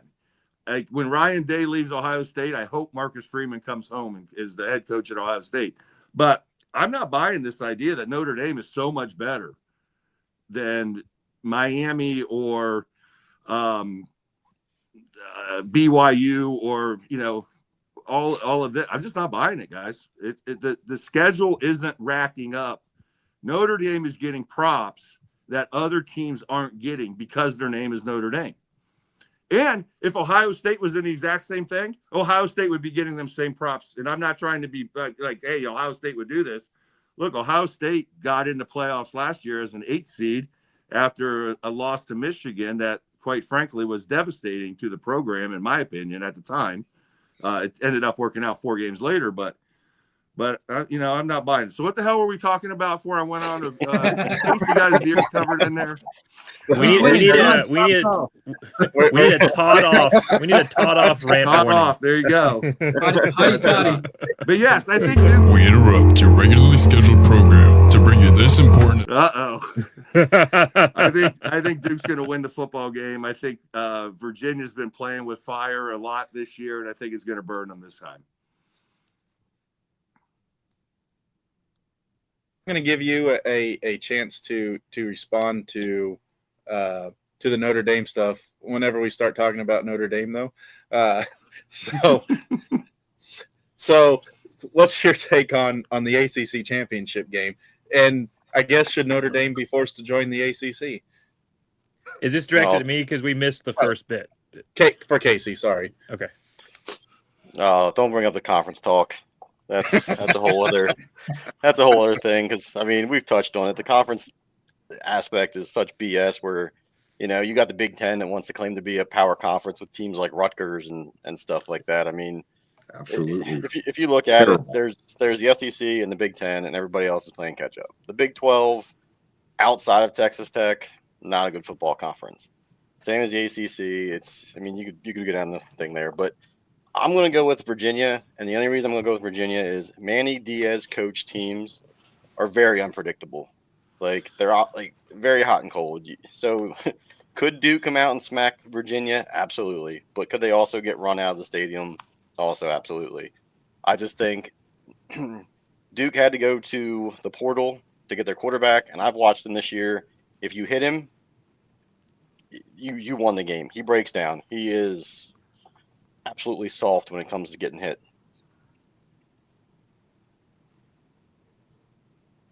All right. Jacob, I know you're chomping at the bit to put your 2 cents in. I can see it. You're foaming at the mouth. You're ready to go. What you got? Well, since this game is in the Panthers Stadium, I thought I'd pay tribute here and say that if I had 150,000, I'd use it to pay off the refs, because there's no way that Duke is winning this game without it. But that Duke is a terrible football team. The fact that they are in this championship game shows how bad the ACC is. And my wife, by the way, is a Clemson fan, so my screen just goes black. She took matters into her own hands. But the ACC is a terrible football conference, especially this season. They are the new Pac-12, the Ivy League type conference. Their thought process is academic, not athletic, and they have their priorities in the wrong order there, at least from a football side of things. And so I don't think that Duke has a chance in this game. Last time these two teams played, Virginia put up 540 yards of offense to Duke's 255. Duke had 42 yards rushing. I would love for Duke to win this game. It'll drive some conversation pieces a little bit here when we get to the Mountain West Sun Belt AAC type conversation, but I just don't think there's a way. I am shocked that the Vegas line is 4 points. I think that it should be 21. I just don't see a way that Duke has any chance. I'll be rooting against it, but nah, Virginia wins this game. All right. I'll just go ahead and put you down in Virginia then. Nick, Duke or Virginia? Yeah, I'm going straight up bias. I'm not putting on my analyst cap at all, so I'm choosing Duke. Pop? I like my friend Nick. I'm choosing Duke. All right. And Todd? Duke. Dominic? Bull City, baby. Let's go, Durham. Bulls and Duke. All right. And Casey? I'm going to go with Virginia. Boo. Hey, I would like Duke to win. I mean, I just don't think they have it this year. So you're going for record over madness. Yeah, I mean, I would like to see Duke win the game, but I just don't think they have it. Virginia's offense has been consistently better than Duke's. And Duke's defense, I mean, one minute they're there, the next minute they're in the parking lot. Makes sense. Hey, those private schools got to stick together, Casey. Come on, man. Trying. All right. We at least teach our athletes, though. We don't. Our athletes don't say they come here to play school. Moving on to the American. If Duke wins, the American will be the 4th highest conference champion and probably the number 11 seed. You have number 24 North Texas, 11-1, 7-1 in conference. Number 20 Tulane, 10-2, 7-1 in conference. They're playing in Tulane, New Orleans, Louisiana, tomorrow night at 7 o'clock Central on ABC. North Texas is a 3-point favorite. The over-under is 64.5, and ESPN actually gives the edge to UNT as well at 58%. Dominic, we'll start with you. Duke wins. Who's going to be, if Duke wins, which team's going to claim that number 3 or number 4 conference champion? Who? This is a good one. I think people should be tuning into this one. It goes right against the Sunbelt one that's going to be on at the same dang time. But I've seen North Texas a little bit more than I've actually watched Tulane, as weird as that might be to hear this year. And that's solely because North Texas played one of the Sunbelt members in South Alabama. Their offense is scary good, and it's very, very impressive. They have a quarterback in Mustermeyer or something like that. I don't expect him to be around next year. I think there's going to be some team out there that throws a lot of money at that guy, but they also have a great running back as well. So they can hit you both ways, and it's just the defense that's got a question mark for me. But if this is a shootout, I like North Texas' chances because I think they can score with anybody. I think Tulane's probably the more well-rounded team altogether, but I just feel like North Texas may be that fiery underdog, and we'll see them get the victory in this one. Yeah. Todd, if North Texas or if Virginia, I should say, if they win a close one to Duke, and Tulane or North Texas run out one or the other, probably more likely if Tulane does, because North Texas has the worst strength of schedule of the G5 teams that are in contention, or one of the worst, if not the worst. Would Tulane, given their resume and their wins over the Big Ten teams, would they jump Virginia and claim that number 4 conference champion, regardless of if Duke wins or not? So if Virginia wins, If Virginia wins a close one against Duke, and no, Tulane Virginia blows out, the Virginia will be the 4th team.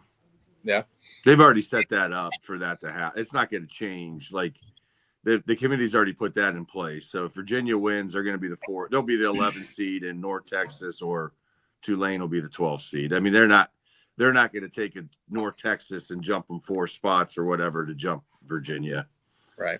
Tulane does have the strongest resume of the G5 contenders. They've got wins over Northwestern, granted mid-tier Big 12, and or Big 10, I should say.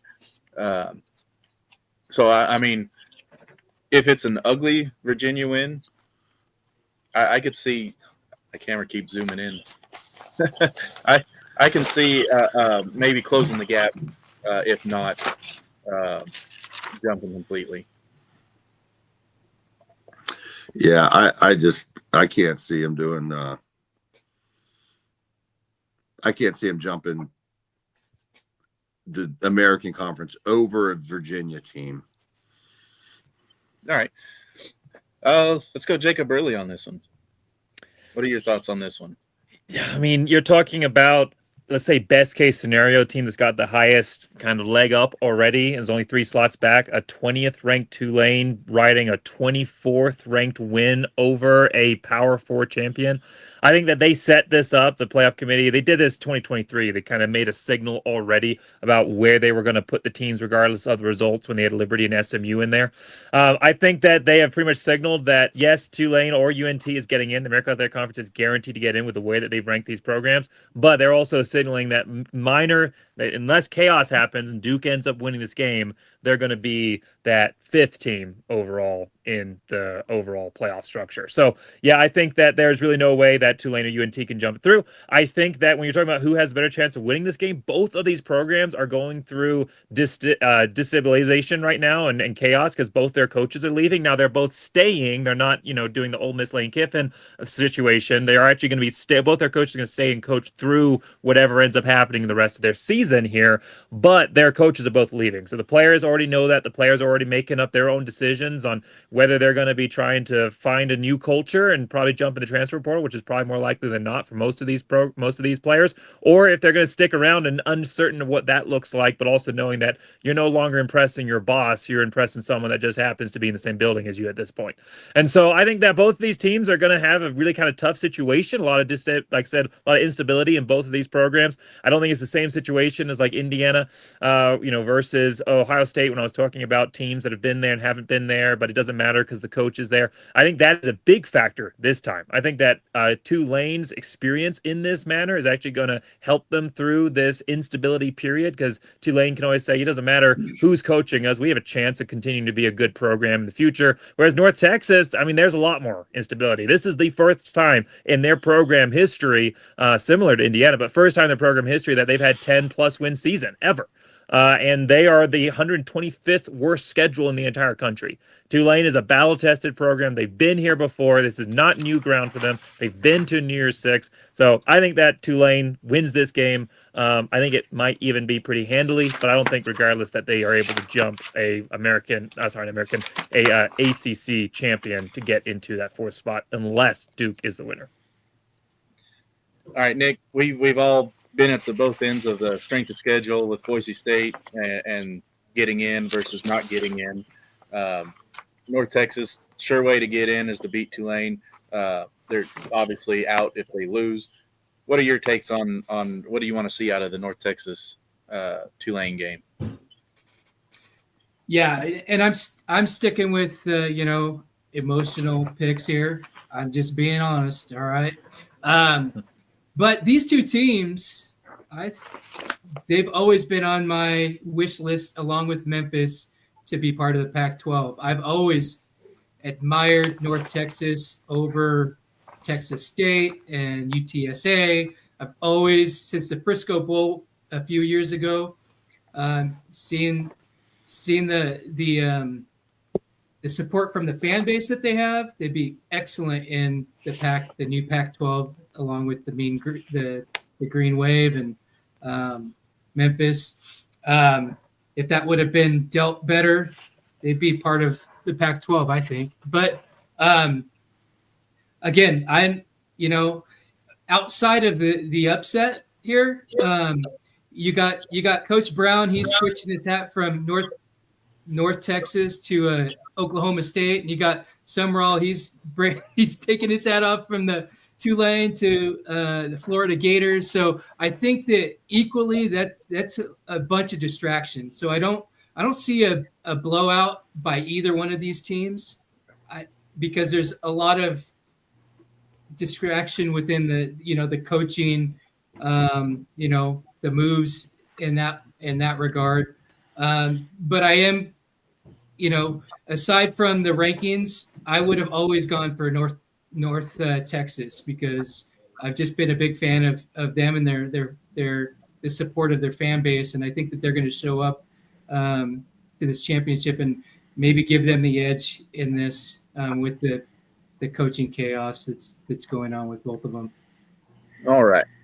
If I don't call on you, don't hate me. I just saw what time it was, and we're nowhere near where I thought we were going to be. So we're gonna move across on this, and if you have something to say about the matchup, say it whenever I get your picks. Pop, North Texas or Tulane? I used to have to drive from here to North Wyoming, about a 27-hour drive. And the highway I took goes right through North Texas University. And they had road construction and some kind of game deal getting out. And I was stuck in stop and go traffic for 6 freaking hours on the mountain for Tulane. Tulane because of traffic. Solid pick. Todd? I don't know. It's a toss up. I'm going to go North Texas. I just think the running game in North Texas is really, really solid. I like, both coaches have changed. The one thing, Eric Morris, though, took the job 2 weeks ago. So his team's already played a game with him leaving. And now we got John Summerall going to Florida, but that just happened this week. So I'm going to give the edge to North Texas. All right. Dominic? Yeah, Mestamaker is the quarterback's name. Keep that one in your tongue, because he's going to be playing for a bigger program very soon. But I also do like the running back Hawkins as well. He's a beast. Again, shootout. I'm going to favor North Texas, and I think that's what they could get into here against Tulane. So I'll go Mean Green. All right. Casey? I'm gonna go North Texas.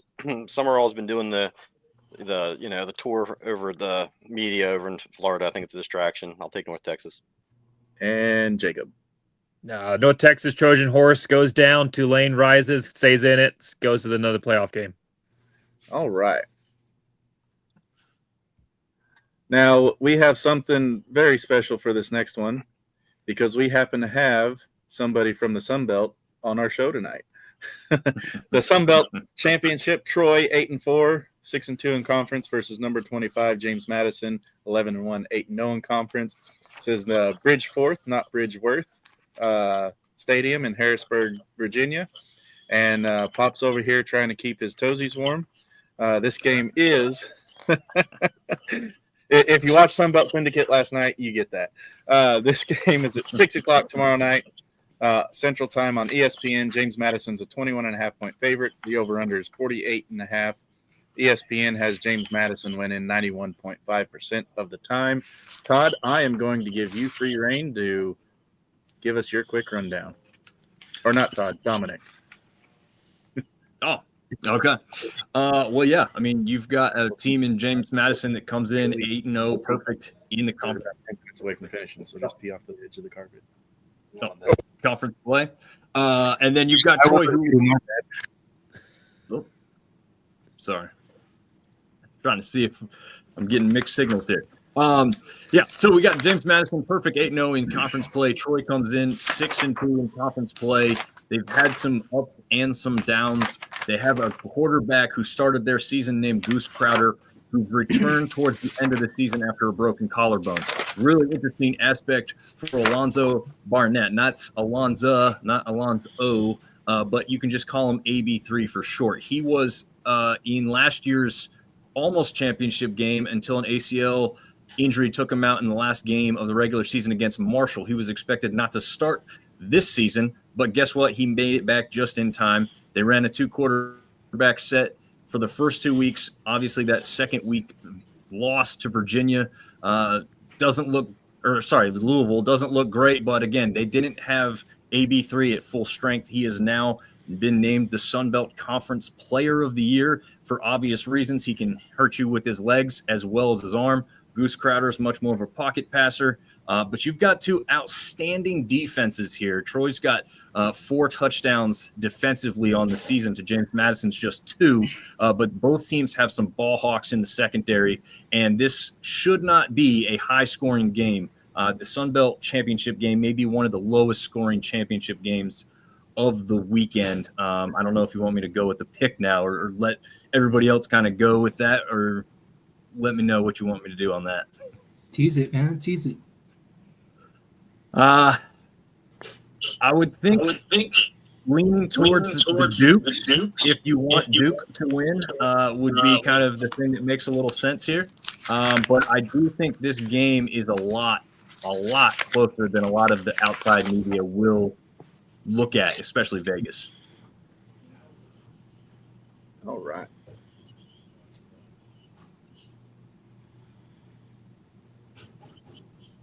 Did anyone else want to add to that?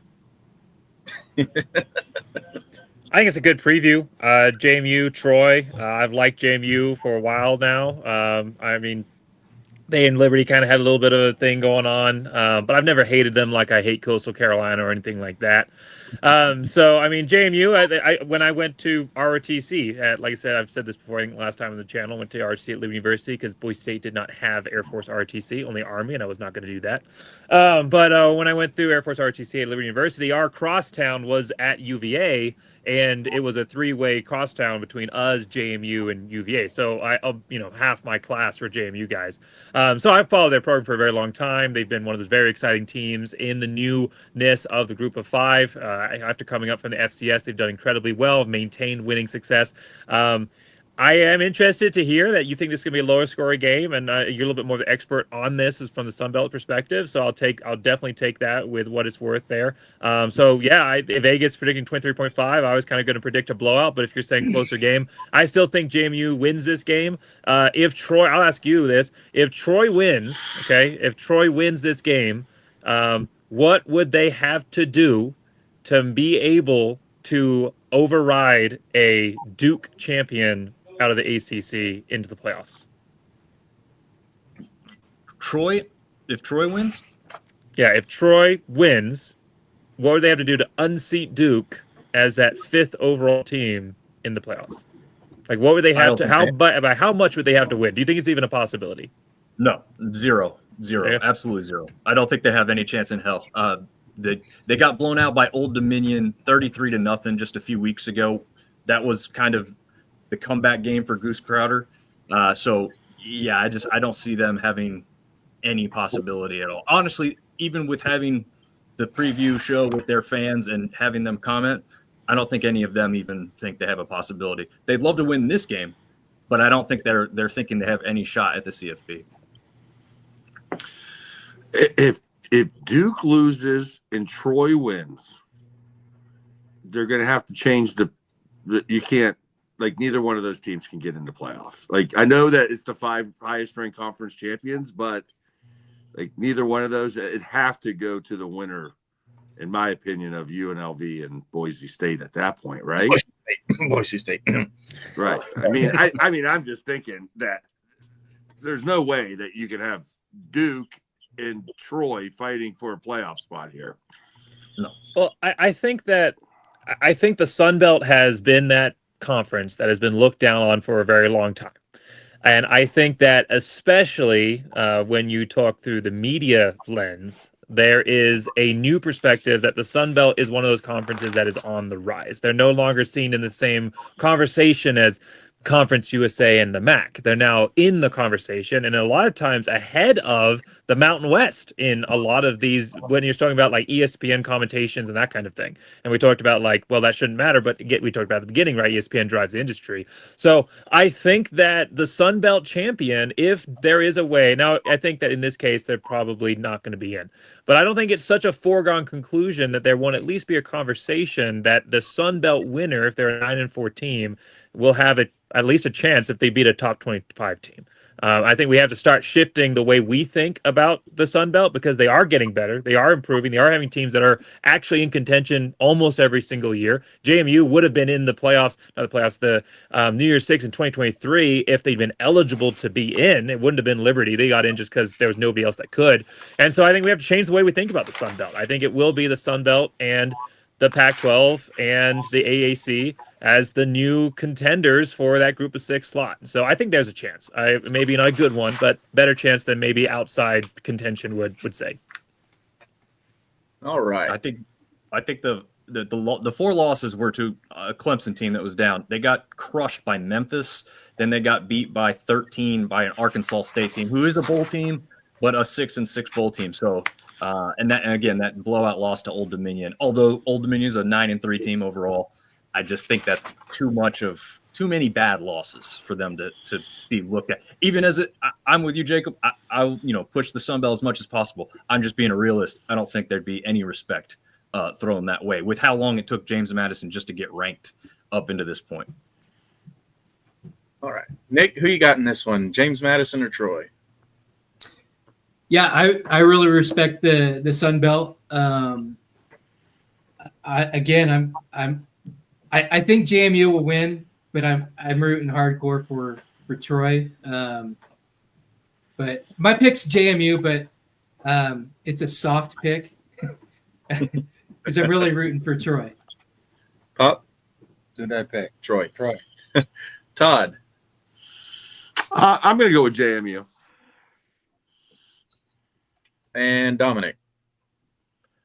I'm going to go with James Madison, but again, closer than people think. All right. And Casey? I'm going to go James Madison as well. I got a question for Dom. Yep. Go for it. Does it still stink when you drive past JMU? That was actually a Liberty reference, but Harrisonburg is a agricultural area and actually does stink. And Jacob, JMU or Troy? Yeah, I think it'll be JMU. I think I'll agree with Dominic here that it may be a little bit closer, but I think that it will be JMU. I hope it's Troy. I hope they win, and I hope that chaos happens. Boise State has a chance, which we'll probably talk about here in a moment. But yeah, I don't think there's any way JMU loses this game. All right. Speak of the devil, Mountain West Conference Championship is UNLV 10-2, 6-2 in conference. Boise State 8-4, 6-2 in conference. Albertson Stadium in Boise. Kind of interesting how this got here. It went to metrics because none of the top 4 had played each other. All of them each other went to the metrics. Boise State and UNLV came out on top. UNLV actually edged out Boise State. I think it was 45.5 to 45.75 or something like that. It was close. But Boise State gets the host because of the head-to-head. So that's how we got there. This one is tomorrow night at 7 o'clock Central on Fox. Boise State's the 4.5-point favorite with a 56.5 over-under. ESPN's got Boise State winning 66% of the time. Let's go to, Nick, you and I just covered this tonight. So I'm going to let you kind of key in or factor in on what we talked about earlier tonight on Bronco Nation Live. What are your key thoughts for this game heading into tomorrow night? Yeah, as we were talking earlier, this has been a wild ride for Boise State. Expectations were, another clear-cut CFP run, and that kind of got dashed, in the opening game down in South Florida. For this game, this will be the second time that Boise State plays UNLV. In the first game, Boise State won 56-31. They overachieved what I thought they were going to do in that game, and we actually scared away our football and chill analyst who was part of that because he never came back for the post game show. In that game, you had Anthony Calandria. He was 18 for 30 with 215 yards, 2 touchdowns. But really the star of their show was their rusher Jalen Glover, who ran for 261 yards. Since that game, the Broncos have had kind of a quarterback carousel. They lost their starting quarterback when Fresno State came to town, and then so they had the backup in for the last 3 games, and so you have a Boise State that's sitting at 8-4 right now against a 10-2 UNLV game. They have the same exact conference record at 6-2, and like you said, love the metrics pinned both of those teams, and unfortunately, Boise State had the head-to-head, which means I get to go to another home game tomorrow. So really happy about that. I think it's going to be a little bit different. You saw Anthony Calandria go on. He was just named the Mountain West Conference Offensive Player of the Year. We have our starting quarterback back, Maddox Madsen. He was the preseason Offensive Player of the Year. So got some really cool drama going into this game. The things have changed with our defense. The Boise State defense has the 30th ranked defense in the nation and the 11th ranked secondary. So a lot has changed on Boise State's side in regards to the defense, which has really made me happy because before the season started, we were coming off that loss to Penn State in the Fiesta Bowl. And my thought was, hey, we need a defense that's at least top 30 because those defenses that were in the playoffs last year, if they had a top 30 and below or higher, they were the ones that could win. And so right now we're sitting at the top 30 defense in the land. So that's why I'm rooting hardcore for chaos so that maybe, just maybe, Boise State will have a chance and shock the CFB world again and get a berth into the playoffs. I do think that the defense is going to be the determining factor in this game, as well as the weather. It's supposed to be raining, and then as it gets colder, you might see some snow. And we're playing a Vegas team, so in our show previous to this, my pick was 40-21 Boise State. All right, Pop, what are your thoughts about this one? Way back in the day when the Dallas Cowboys were buying the Super Bowls, they had a quarterback named Roger Staubach. And he was a pretty good quarterback, but he got injured. They brought in a quarterback named Craig Morton. Craig Morton took the Cowboys to the Super Bowl. And they benched him and brought in Staubach because he got healed up from his injury. But he'd been on the bench for half a dozen games. He got in the game, he was rusty, his timing was off, he wasn't quite sinking, and it was late in the game before they finally brought Craig Morton back into the game. Craig Morton engineered a couple of drives, had him going down the field, driving for the go-ahead score when time ran out on the clock, and the Cowboys ended up losing. They traded Morton to the Denver Broncos at the end of the season, and I became a Denver Bronco fan and have not liked the Cowboys ever since. Why did I say all of that?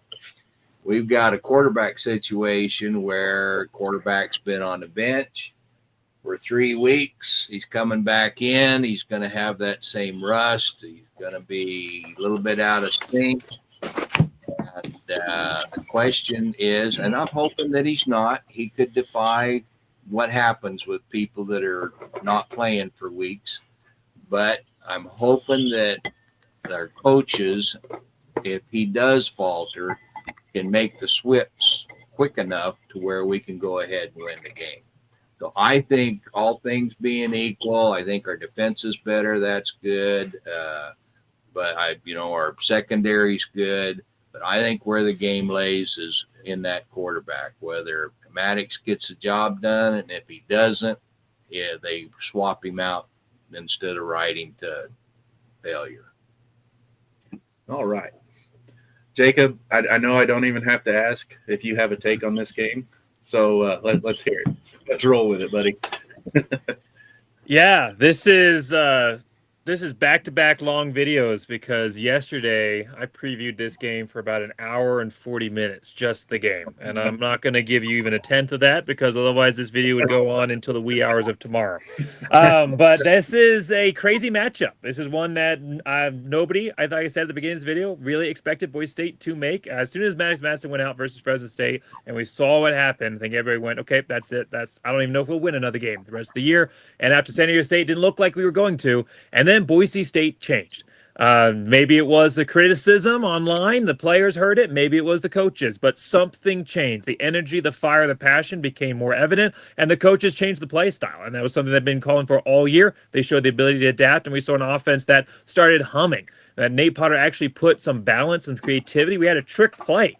We had Bates throwing a wide receiver pass to a tight end Wagner down the field, which we hadn't seen any trick plays really the entirety of the season. And so Boise State showed the ability to be creative and be explosive, but that was with Cutforth. Now you've got Maddox Madsen coming back from injury. Coaches are saying he's good to go. There is no way that he is 100% for this game. Absolutely zero chance. Even if he's physically healed up 100%, which I, again, don't think there's any way that could possibly be. This is his second lower body injury of the season that he's coming back from. Even if he's 100% physically healed up, there's no way that he's in shape physically for this game. I mean, we've probably all been through injuries at some point in our life and then tried to come back the next week, which is exactly what this situation is. Tried to come back and play, a round of pickup basketball or something like that, and that's just pickup. And he's got to go out and play a collegiate football game against a lot of athletes that in some cases are going to be going to the NFL. Not that, UNLV's entire roster is like that, but there's NFL athletes on either side of the field here, and that's what he's got to go out and play. And I do not like this decision at all. It's not a Maddox Madsen versus Cutforth conversation for me as far as what their potential is at full strength. I think Maddox Madsen could come back next year and win the starting job. I want it to be a fair competition, but I think he could win that starting job. But this game absolutely should be riding the hot hand of Max Cutforth. I am very worried about what this game will do. And if the coaches are going to, like you said, Pop, just ride him to the end. If they're going to have that player loyalty and say, well, the season's pretty much over anyway, we're a long shot for the playoffs, it's Maddox Madsen's team. He's the only player in the entire country that we want. We're just going to ride him until the end, no matter what happens. Jalen Henderson was on the show, and he was in the opinion we should start Maddox Madsen. But he was also the opinion that if there's one or two drives that don't look right from the beginning, Max should come off the bench and come into the game.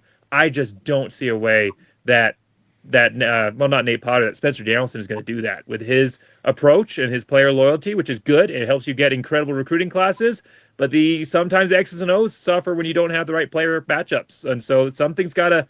So that disconnect, I think we're going to see whether or not that ends up being an impactor in the future of this Boise State program. But for this game, I mean, it could be. However, the biggest factor for this matchup is Bronco Nation. This game is on the blue. The players are fired up. I think there's going to be enough energy there. UNLV does not know how to win against Boise State. They've had many opportunities before. 2023, they couldn't beat that 2023 team. And I think that UNLV team in 2023 was better than this UNLV team is. So while there's improvements on both sides, and I do have questions and concerns about the quarterback position, I think our run game is good enough with Dylan Riley. I think that our offensive scheme has the potential to be strong enough to beat a defense that has been one of the worst in the country, even if they've gotten better. And I think Boise State pulls out a win. But it's going to be a crazy one to see, and I think we'll have a lot of conversations if it goes the wrong way in this one about the future of this program looks like, specifically where the quarterback position is concerned coming into 2026. All right. A 5-loss Troy, a 5-loss Duke, if Duke wins and Troy wins, and a 4-loss Boise State. I think we're all pretty much of a consensus that Boise State would become the 5th highest conference champion. Dominic, do you think Duke with 5 losses would probably be the better option, or do you think Boise State or UNLV if they get in at 11-1 or 11-2? Better option as far as what we'd see on the field, or do you again, is this more of what the committee might do? What the committee might do. Yeah, sadly, I don't trust them to do the right thing, so I think they'd put Duke in because they say they'd have a ranked win over Virginia. All right. Casey, you had an opportunity earlier this year to see Boise State live in person. It was a better outcome for you than what it was for us. What are your thoughts on the Boise State UNLV? Honestly, I'm going to pull for Boise State. Dan Mullen's a hell of a head coach, though. I mean, I don't think he really got a fair shake in Florida, considering how things have gone there afterwards with all the other coaches. But I'm pulling for Boise. So they've definitely improved since the Notre Dame game. They played really sloppy in that game. I think both teams actually were pretty sloppy in that game, but I've definitely watched them. They've definitely improved as the year went on. All right. I'll go ahead and put you down for a Boise State then. Todd, give us your quick analysis and who your pick is. Well, I don't really know who's going to win this football game. But one team's colors are scarlet and gray, and the other teams aren't. And I'm going to go with the scarlet and gray against the group here and go with UNLV just because the color scheme is similar to mine, if not the same. So there you go. But right. I agree with what I agree that I do not think I would start Madison's quarterback. I would go with the hot hand, in my opinion, and I agree he's going to be rusty. There's no way about it. I don't know what the temperature is supposed to be like in Boise on tomorrow night, but anybody that's had injuries know they're worse as it gets colder. And once he starts getting hit, it's going to be, he hasn't gotten hit in 3-4 weeks. So I just think it's probably a bad decision considering the other kid came off the bench last week. And I did watch that game last week against Utah State. And the other quarterback, I think he threw for 350 or somewhere in that range, something like that. He had a big game. 341. Yeah, okay. Throwing the football. So I would stick with the hot hand there myself, but I don't know. I don't know that I'm going to root one team or the other here. I'll probably root for Boise for you guys, but I just think UNLV, Dan Mullen's going to have them ready to go. And UNLV was really impressive a couple weeks ago against Hawaii. All right. Nick, I know I don't even have to ask this, so I'll just go ahead and put you down for UNLV.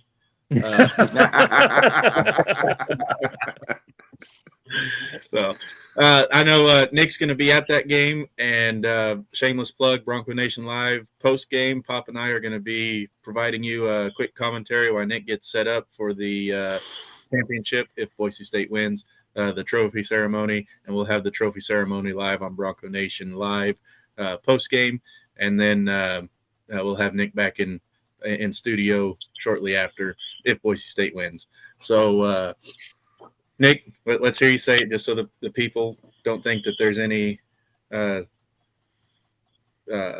what's the word I'm looking for? Doubt. That's not the word I was looking for, but let's hear it, Nick. Yeah, there you go. Yeah, Jacob's right. Bronco Nation is going to be there. They're going to be loud. They're going to be the 12th man. If you're watching this and you're a Boise State fan, make sure you get there and let's get horsed together. And then, Yeah, Boise State. I'm sorry, did you say horse or something else that's not PG related? I said horse. Like, He didn't say Lane Kiffin. you can't make a hoe into a housewife. All right. Dominic. Yeah, I kind of agree with Todd. Like, don't know exactly who to take, right? We just said earlier a couple times now, I think, that it's hard to beat the same team twice, but you did beat them 56-31 the last time. I'm not stupid. There's a Bronco contingency on this show. I'm going with the Broncos, though. And another one that I don't even have to ask, Pop, I did skip over you, but let's. No, I'm Broncos all the way. Okay. All right. And then the last one, who's all going to team up on Todd here in just a minute. Jacob. Yeah, I'm glad we'll have our 12th man here instead of the white and black striped 12th man that Utah State had last week. Hopefully those guys don't make an appearance, but Boise State in this game winning 34 to UNLV's 21. All right.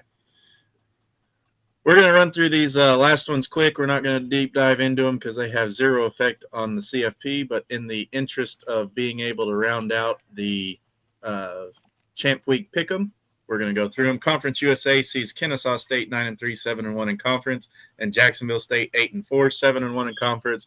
This one's at the Amherst Stadium in Jacksonville, Alabama. It's a home game for Jacksonville.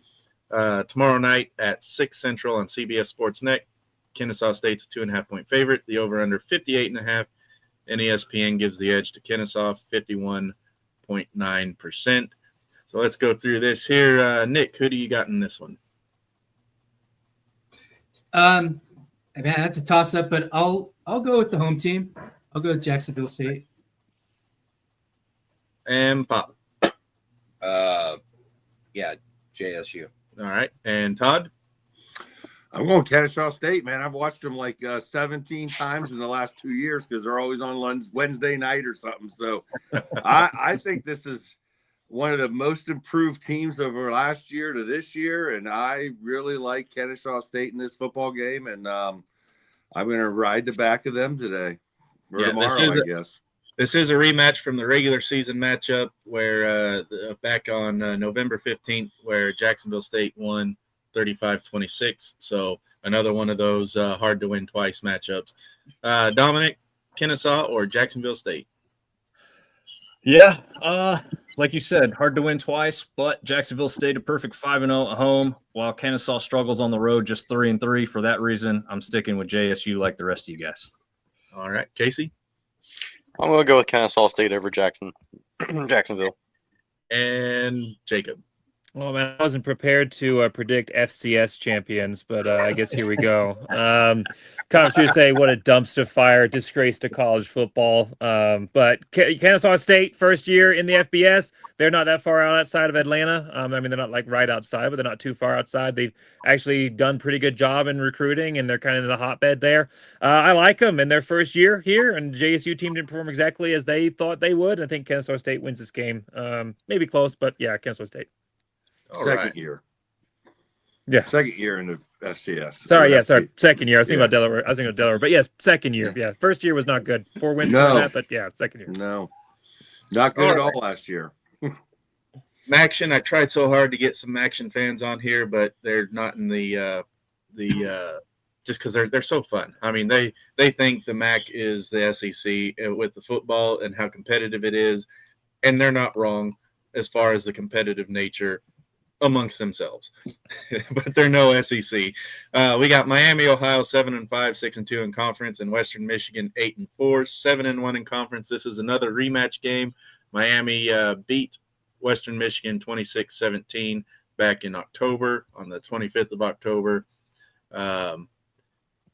Western Michigan's a 2.5-point favorite. This one's being played at Ford Field in Detroit, Michigan. The over-under is 43.5. ESPN's got Western Michigan slightly ahead at 51%. All right. Nick. Yeah, we've done some preseason shows, I believe, and I've always liked Western Michigan. I'm a huge PJ Fleck fan, and that's where he came from.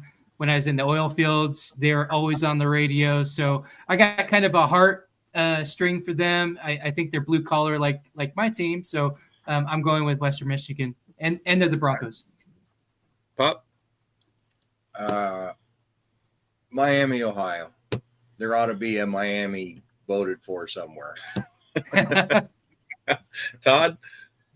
Well, I'm surely not taking a Michigan team against an Ohio team, so we're going to go with the the Red Hawks, as my mom went to that school when it was the Redskins, not the Red Hawks. But the problem with Miami is, man, they've been good and they've been terrible sometimes, and I'm hoping the good shows up tomorrow. But Western Michigan is a very solid football team in the MAC, so they probably will win the game, but I will be taking the Red Hawks in the cradle of coaches in the Miami of Ohio to win this football game. All right. I mean, they already beat them once this year, so we'll see. Gave them their only conference loss. Dominic. Yeah, I'll go backwards from my last pick and say that the it's hard to beat the same team twice is going to be true in this one. So I think Western Michigan pulls that back out and wins in their de facto home game there in Detroit, Michigan. All right. And Casey? I'm going to go with Western Michigan as well. I would like to see Miami Ohio win just because they're head coach, but I think Western Michigan will pull it out. And Jacob? I want to see a flight tracker of how many people have ended up in Miami, Ohio, and did not intend to be there. And having survived 2 years in the state of Ohio, I can't bring myself to root for an Ohio-based team, and so I got to root for the Broncos, Western Michigan. All right. Does anybody want to change their championship picks before we finalize this graph? Speak now or forever hold your peace. Let's switch mine to Troy. Oh, Troy. There you are. All right. Anybody else? Going once, going twice. Sold. All right. Let's put this up on the screen and see how everybody feels.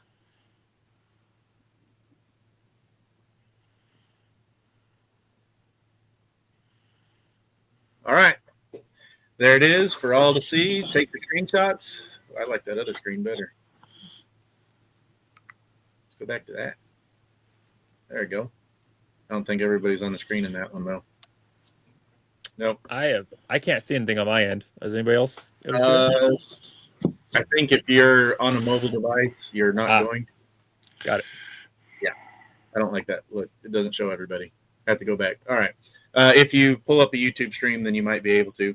I think because you're not because you're on a mobile device, you can't see the whole screen. I think Todd had that trouble whenever we do our other stuff. So there it is. Take your screenshots if you want. I'll post it in our Facebook groups and everything. But that is your Champ Week Pick'em. And we'll see what comes of that. We're going to take a quick break, use the head and all that other fun stuff. And I guess it's hit the head, not use the head. Is that how it goes? Anyway. Depends on if you're in Vegas.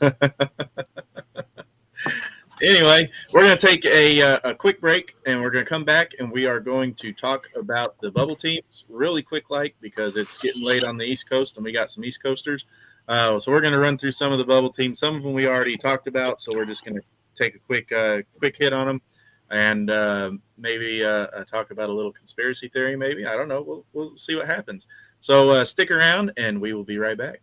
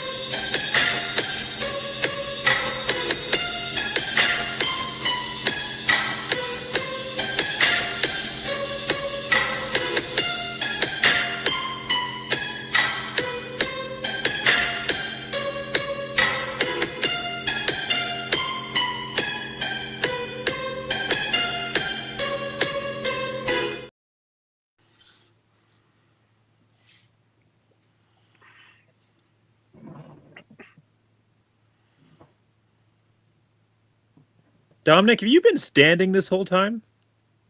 Yes, sir. Wow. A little Pat Getting the McAfee cardio in act. tonight. Yeah, I like it.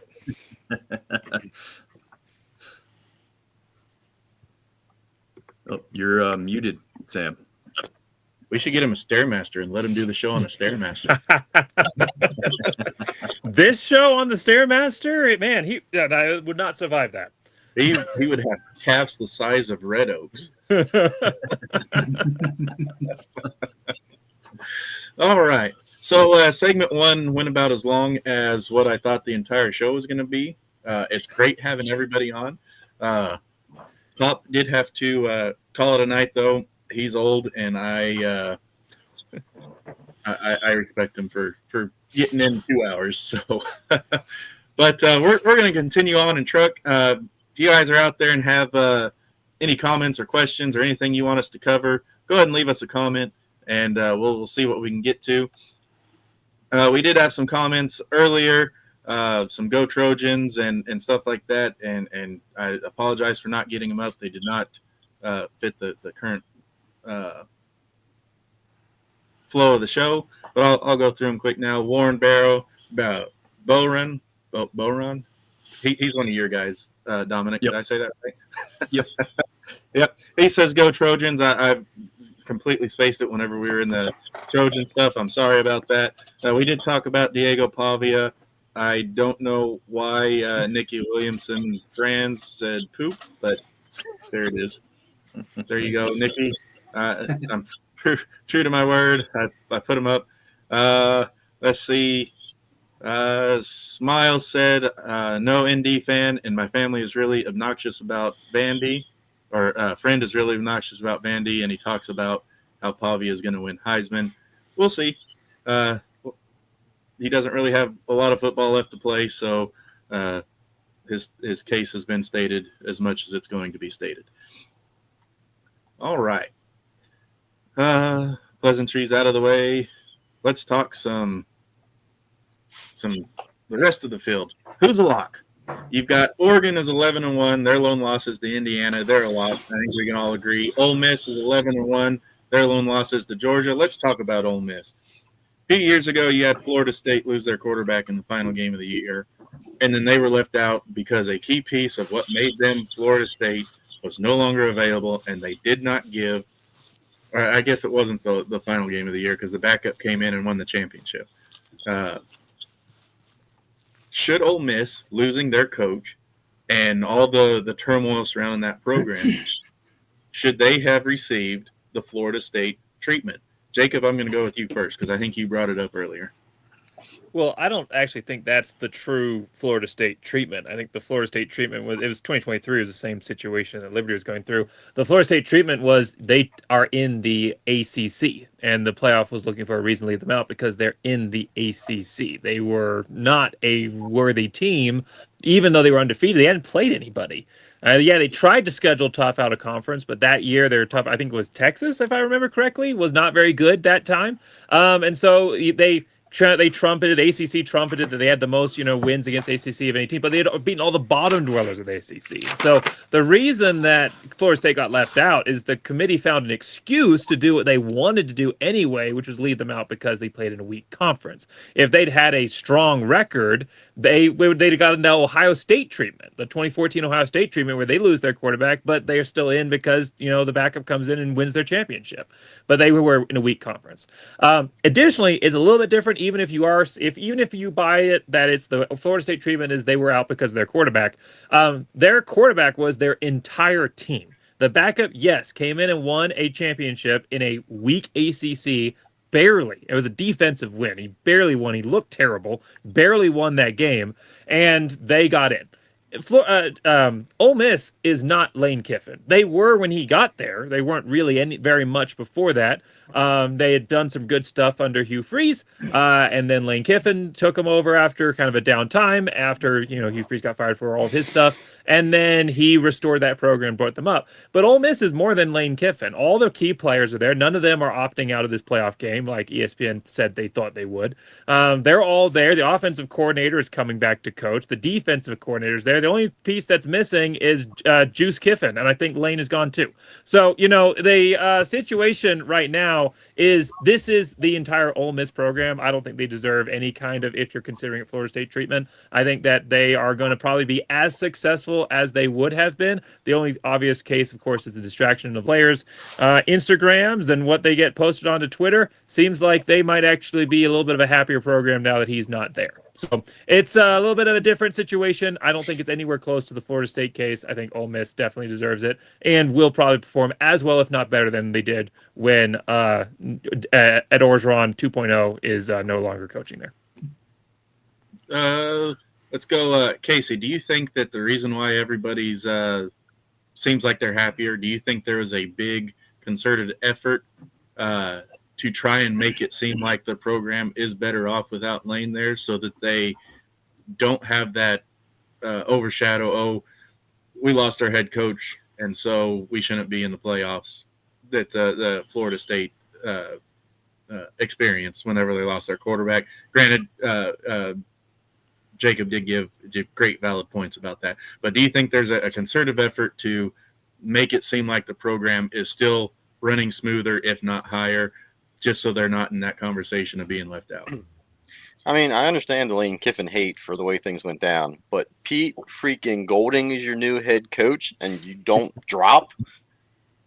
You're talking about the defensive coordinator that Saban pushed out and Kiffin hired away from Alabama so Saban could upgrade defensive coordinator, is the new head coach, and they're still supposed to be. Now, granted, the players deserve this. They played all year. You don't drop them out of the playoff. But to say that they don't deserve to drop like one spot or two spots, they moved up. I think Texas and A&M probably should have been above them, but there definitely is going to be the media talk about it. But let's be real about this. The season's over.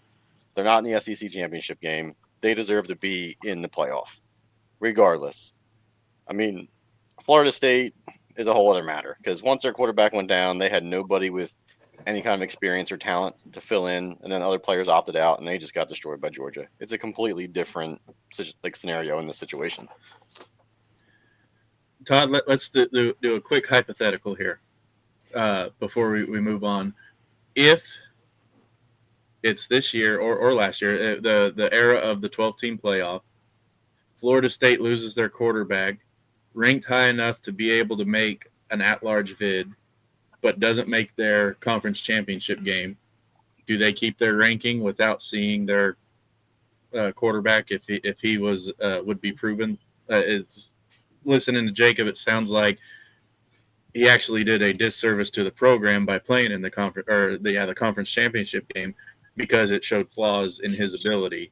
Do you think that would be the case this year if Florida State didn't play in their conference championship game but was still ranked high enough to get a at-large? What, if they lost their quarterback? Yeah. Well, and we're talking about Florida State from 2 years ago. Yeah. Well, I'm just trying to bring this in with how. I think in the 12-team playoff, Florida State would have been in. Yeah. Like, I mean, there would have been they wouldn't have been out. They would have been probably the 5 seed in that. I think Ole Miss deserves to be in. I think this gives you guys, most of you are group of 5ers here, right? Or group of 6, whatever it's going to be next year, or however it's going to work out.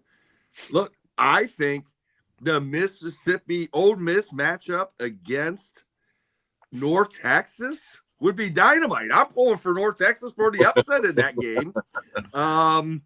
So I'm kind of wanting to see it. I think the Oregon James Madison game would be terrible, and that would probably be the Friday night game because I don't think, nothing against James Madison. I've watched them. They're a fun football team to watch, but I don't think the trench warfare would be on their favor in that game.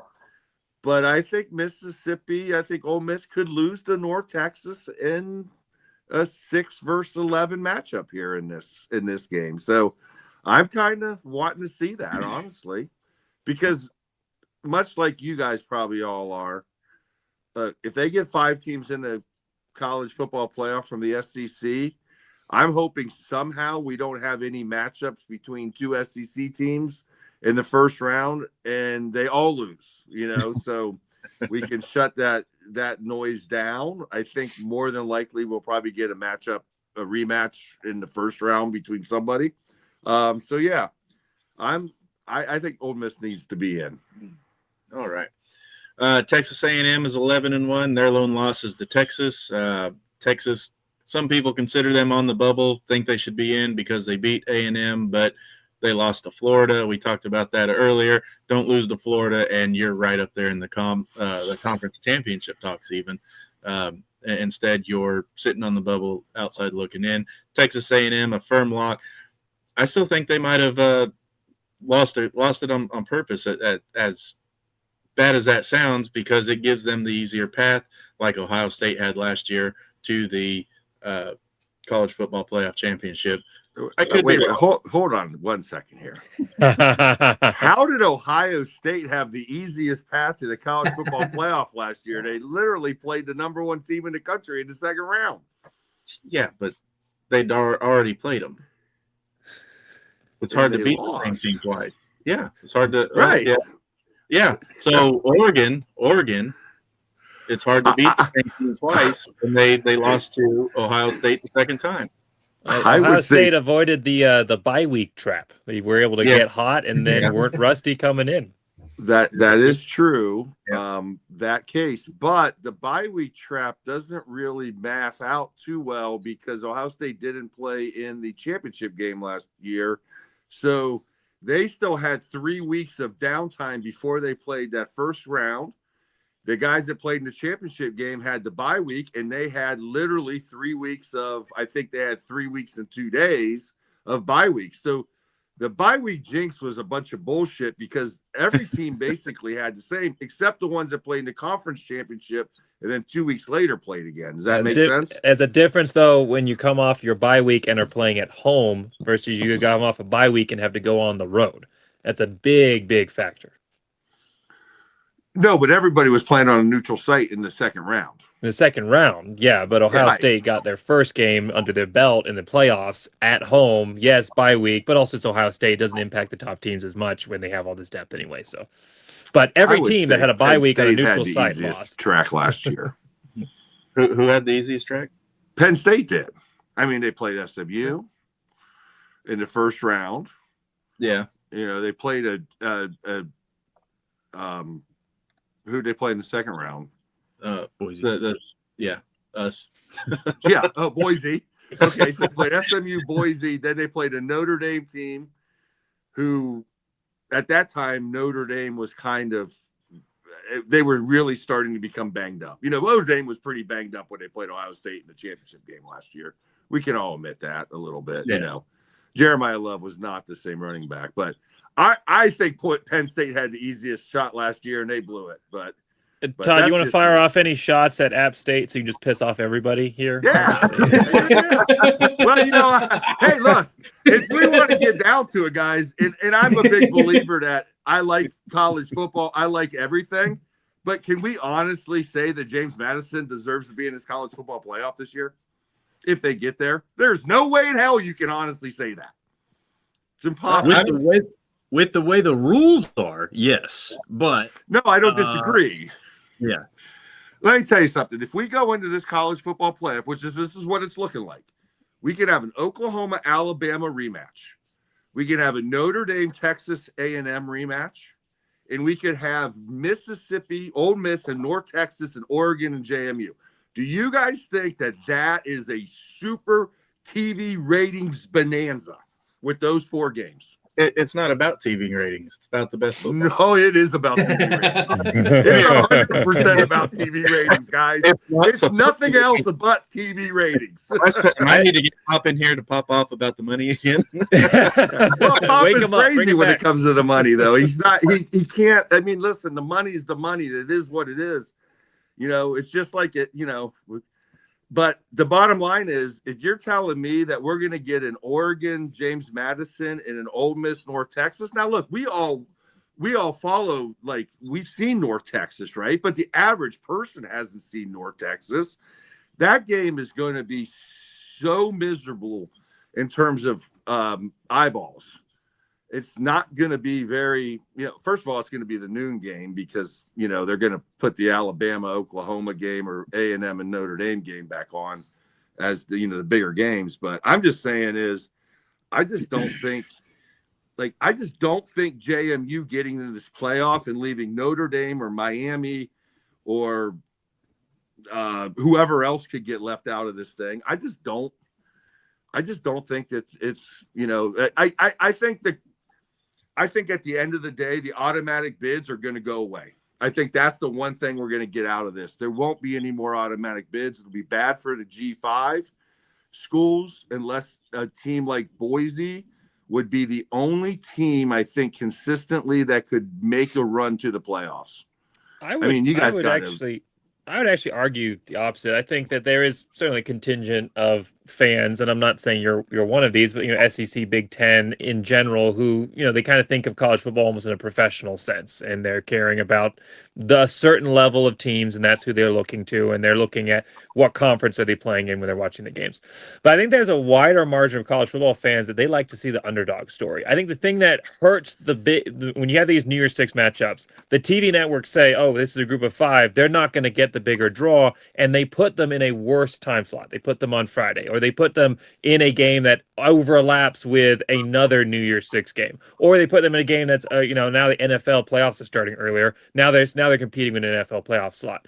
That is the biggest thing that hurts these matchups. It's the TV market's perspectives of the matchup, and then they have a self-fulfilling prophecy. In general, when you look at statistically, when you have group of 5 teams versus the Power 4 in an upset potential type game like a playoff, in similar TV matchups, in similar time slots, in similar prime network time games, you actually see similar ratings because people love an underdog story and they love the chance. Now, if it's getting blown out, then nobody's going to watch a blowout anyway. Barely anybody watched that Florida State Georgia game in 2023. But if there's a chance for a blowout, people love an underdog story. They love an upset, and they love it when the little dog gets a punch in. And you talk about Ole Miss versus North Texas, you'll have all the people that are watching Ole Miss because they want to see Ole Miss do well without Lane, and you have all the LSU fans and everybody else that's watching because they want Ole Miss to get beat by the underdog and see how hilarious that would be to prove it was Lane Kiffin all along. So I actually disagree completely with that perspective. I think you're right that it ends up being that way, but not because of the matchups, only because of the TV executives. That may be true, but the ratings don't show that. The ratings don't give you that impression. The average college football fan is like, no one thinks that JMU is going to beat Oregon. They're just not going to turn the TVs on. No one thought that Boise State was going to beat Oklahoma either. And remember, most people that saw that game on a highlight reel the next morning, not the time that it happened, because for us on the East Coast, that game was on. That play happened at like 11:30 at night. Right, and that just plays into Jacob's argument that the G5 gets those worst time slots because they're G5. Yeah. But they still make good games. No, and listen, I watch Tuesday and Wednesday and Thursday and Friday football. Like I got 5 TVs in my garage, and I'll be watching both games of that. So I'm a huge fan of it. I'm just saying that the average college football fan is not going to tune in to Oregon and James Madison. It's not going to be it's going to show the ratings are going to be, look, even the ratings last year were not great. And I thought we had potentially better matchups at that point, so we'll see. Again, just to kind of wrap up. I'm not trying to piss the group of 5 off. I'm just being honest here, man. But you keep saying ratings, but they're ratings that are skewed because they're ratings based on when the game was played and what network it was played on and all of that. When you factor in the impact of what that should have on any team, they actually are performing really, really well, on par with any other similar Power 4 matchup in a similar context. Even in some cases better than. So you can't just look at the ratings. You have to look at what channel it was on, what day it was on, what it was competing with, what the time slots were. There's so much more into the analysis than just simply the number at the end of the rating. And when you compare all of those factors in, the group of 5, considering everything they're up against, actually does really, really well in these ratings. But at the end of the day, it's a number that the execs can say, hey, this proves our point, kind of like what you're doing right now, not intentionally, but they can say, hey, this proves our point. This is why we're putting you there. And we're only there because they put them there in the first place. I think there's a handful of G5 schools that'll bring the ratings, and Boise State is clearly one of them. Yep. Outside of that, there's maybe a handful of schools year in and year out, but not typically is going to be the way it's going to work. And I'm just really pointing here at JMU more than anything, right? Like, I think the American Conference this year was extremely challenging to get through. And I know we have the Sun Belt Syndicate on here, but I mean, JMU's schedule's 115th here, guys. Like, this JMU has no chance to win this football game against Oregon, nor do they have a chance to win 4 in a row. Is that fair? So what you're saying is Boise State's going to play Oregon.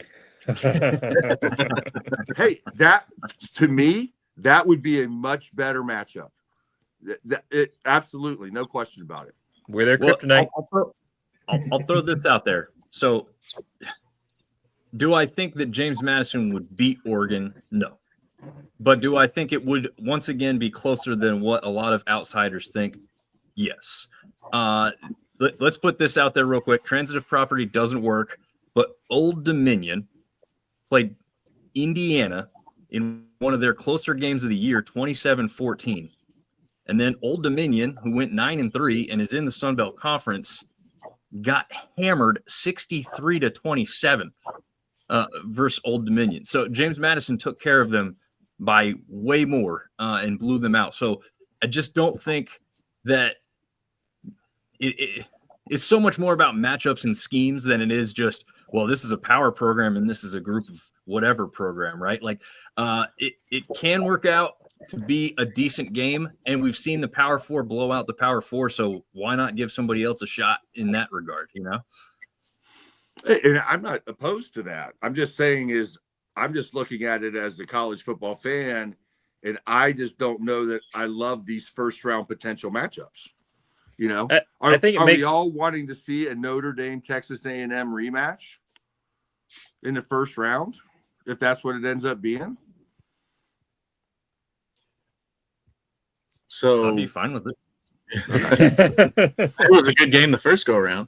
It was an excellent game the first go around, no doubt about it. So UNLV, who they rank 130. I know we're not talking about UNLV. James Madison ranks 118, and North Texas ranks 125 in strength of schedule. And you currently have North Texas in your playoff, which we'll pull up next. So who's to say that James Madison can overtake North Texas when they have the better strength of schedule?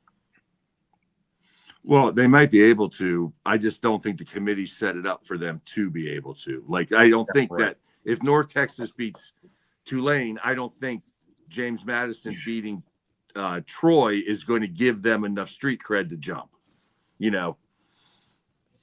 Yeah, it'll be a ranked win at that point. So there's no way James Madison will jump, you know. Right. Yeah. All right. I love this conversation. I really do. I like that you guys carried it without me having to push it too. So great job. I hate that this is one of the last shows that we're doing, but we got there. Dang it. We'll know better for next year. So Alabama, how bad do they have to lose in the conference championship game to get knocked out of the playoffs? Nick? Well, they should be thanking Georgia for, giving Ole Miss that one loss. But a 3-loss Alabama still in the playoff. I'd rather have a 3-loss Texas in there. Well, we saw last year that on the bubble with SMU losing to Clemson, they didn't knock SMU out for playing. They didn't punish SMU for playing a conference championship game. So that's kind of where we're at this year with Alabama. It's almost like the committee said, we're going with Alabama. You're going to get in there. But if it's I'll say 21 points. 21 points. Yeah. Casey, you have a point spread that you'd like to see Alabama lose by to knock them out? I mean, it's the CFP, it's ESPN, it's the rankings. They're going to have to get dog walked by like 30. But they're almost guaranteed to be in. Todd, I see you up there. You're intent. You're just waiting. But let's hear it. Look, I think Alabama's going to win the game, so I think it's a moot point. But they would have to see. This is where my problem is what BYU is like. Why is BYU the only team playing in the conference championship in the SEC, the Big 12, the Big 10 that has a chance of losing that game and being out? They're not even in today, right? Like they're not even in. If the committee had their way, they could win and they'd still be out if they wanted them to. You know, they can't because of the conference tie-in. But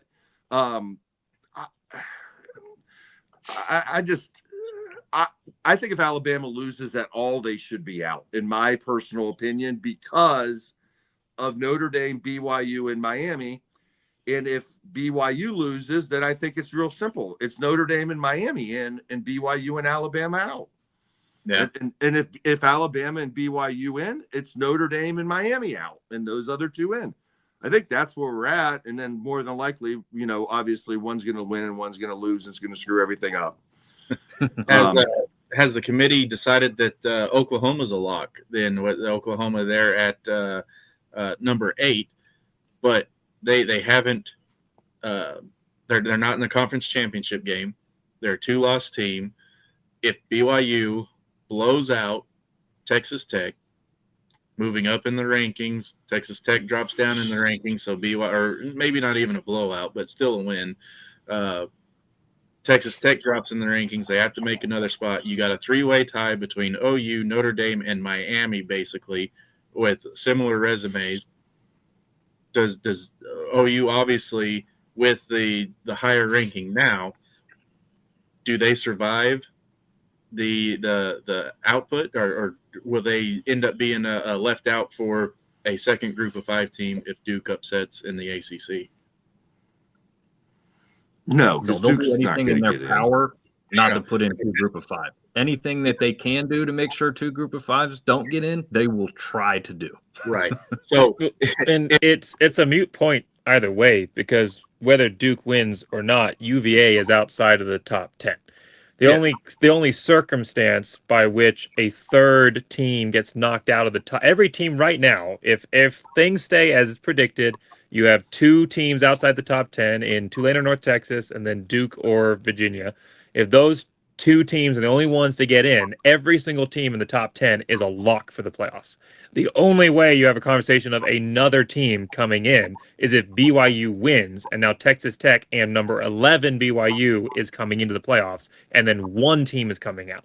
So Oklahoma's a deadlock. The only 2 teams that are on the bubble right now is Alabama and Notre Dame, because they're right there at the top. They're not going to kick out an Oklahoma team who's 10-2, hasn't done anything to lose since they put them at number 8, and beat a team that is in the SEC championship game. So Notre Dame or Alabama would have to get, I think, demolished to get kicked out. So I think right now, if you have the craziness happen of BYU getting in, I think the circumstance is probably that Notre Dame ends up getting pushed just outside, maybe as leverage to try and push them into a conference in the Big 10 or SEC if ESPN has their way. I don't know. But in the end, I think unless Alabama gets beat by 3 scores plus, it's Notre Dame out if BYU gets in.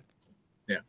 Notre Dame, looks like the committee setting them up whenever they dropped them down to number 10 to be left out. Casey, are they doing that in an effort to force Notre Dame to play in a conference, to win a conference championship, to get them out of this? Oh, we're an independent. We're going to take all the money. They're going to make him spread it around a conference kind of deal. Is this the committee's way of trying to strong arm Notre Dame into a conference? I don't know if I'd say it's the committees. I would say it's college football in general.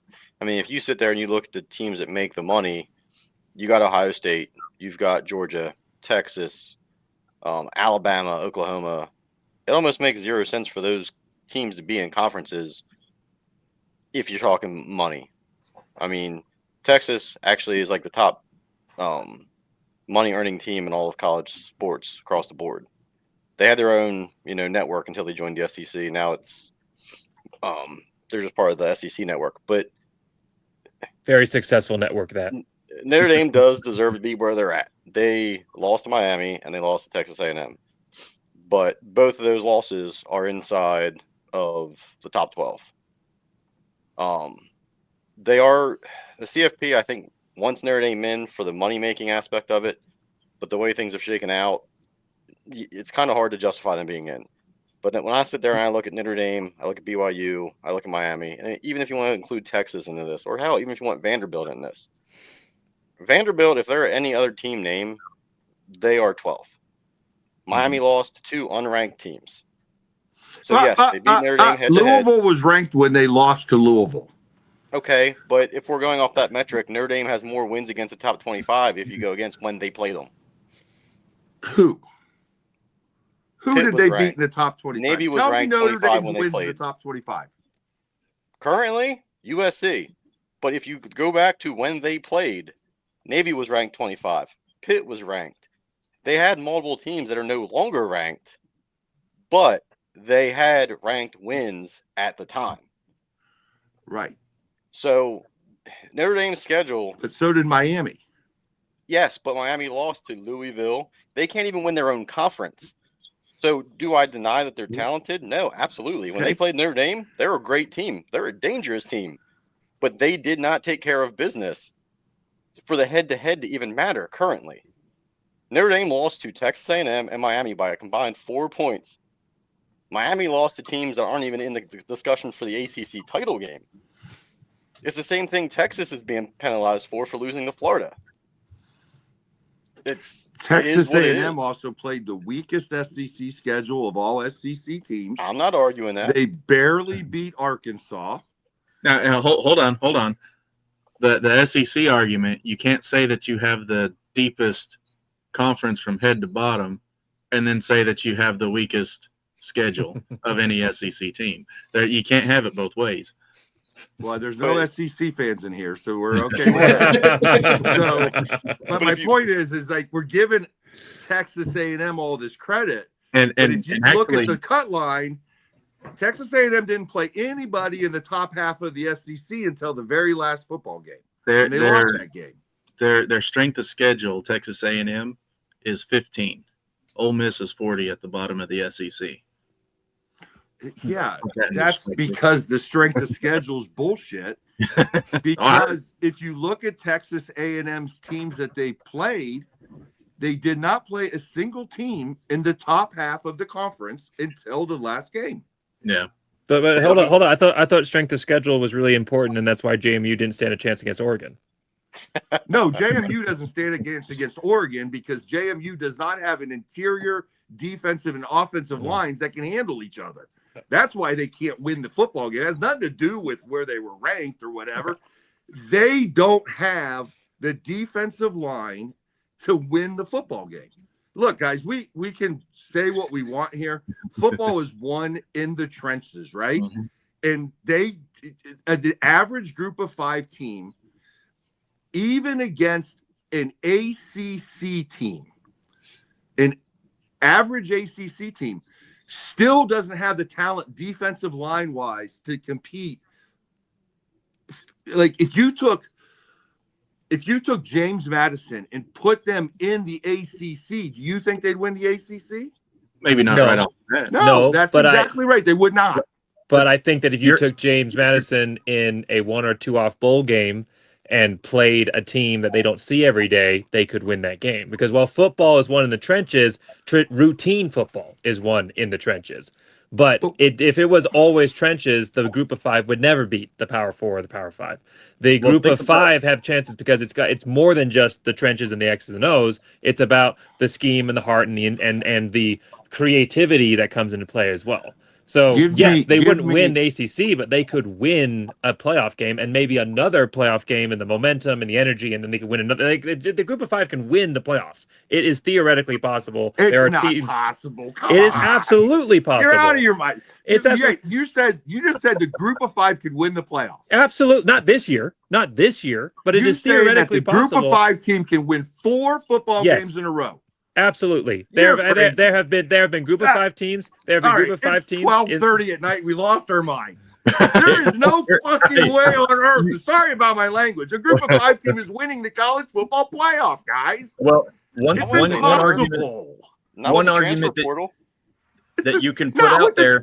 Not with anything. I'm going The to lose transfer my portal. mind The transfer here. portal actually makes the group of 5 better. It makes the Power 4 weaker by sucking their depth and brings strength to the group of 5. But by this argument, Indiana would have been a Sun Belt team based on their record the last decade. Indiana is a pipe smoking dream here for a couple seasons, man. This isn't going to be. This Indiana is not going to become the. Indiana's not going to become. And I'm not saying this because I'm a fan of Ohio State. They're not going to become Ohio State.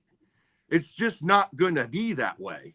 Like, they've had a couple decent years here. The transfer portal does change some things, but it's not going to change enough for a group of 5 team to win the college football playoff. It's never going to happen. And to think that it is, you're doing yourself a disservice.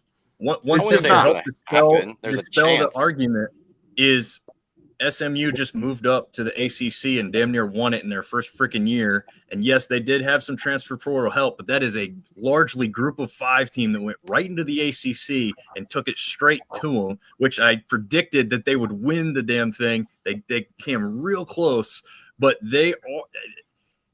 is it going to be extremely difficult and very unlikely that any group of 6 or 5 team goes and wins 4? Yeah, I think it is unlikely. It was also unlikely App State would walk into the Big House in Michigan and beat them as an FCS program. So these things can happen, but yeah, it's all stacked up against them. But that's Nick said it. How many times new. has Nick said it tonight? Nick said it.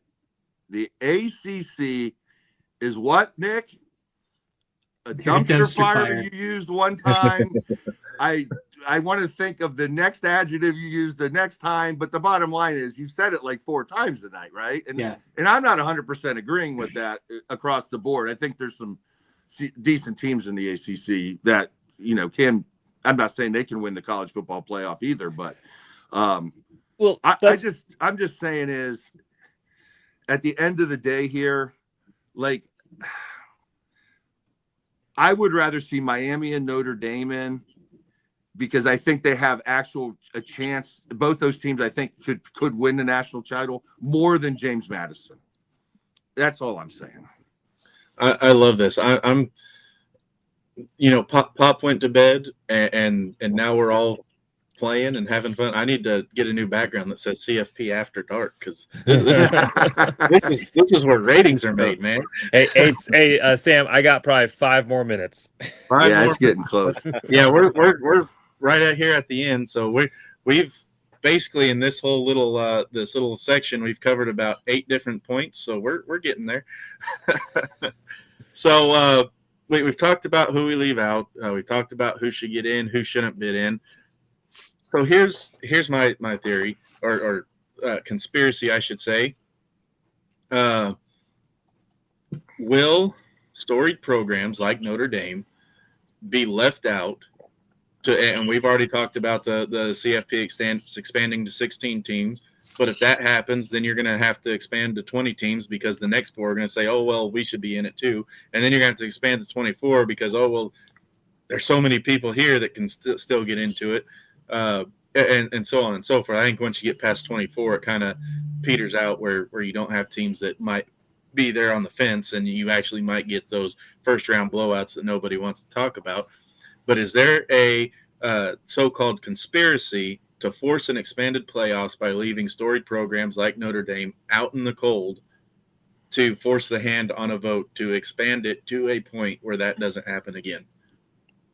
There definitely is a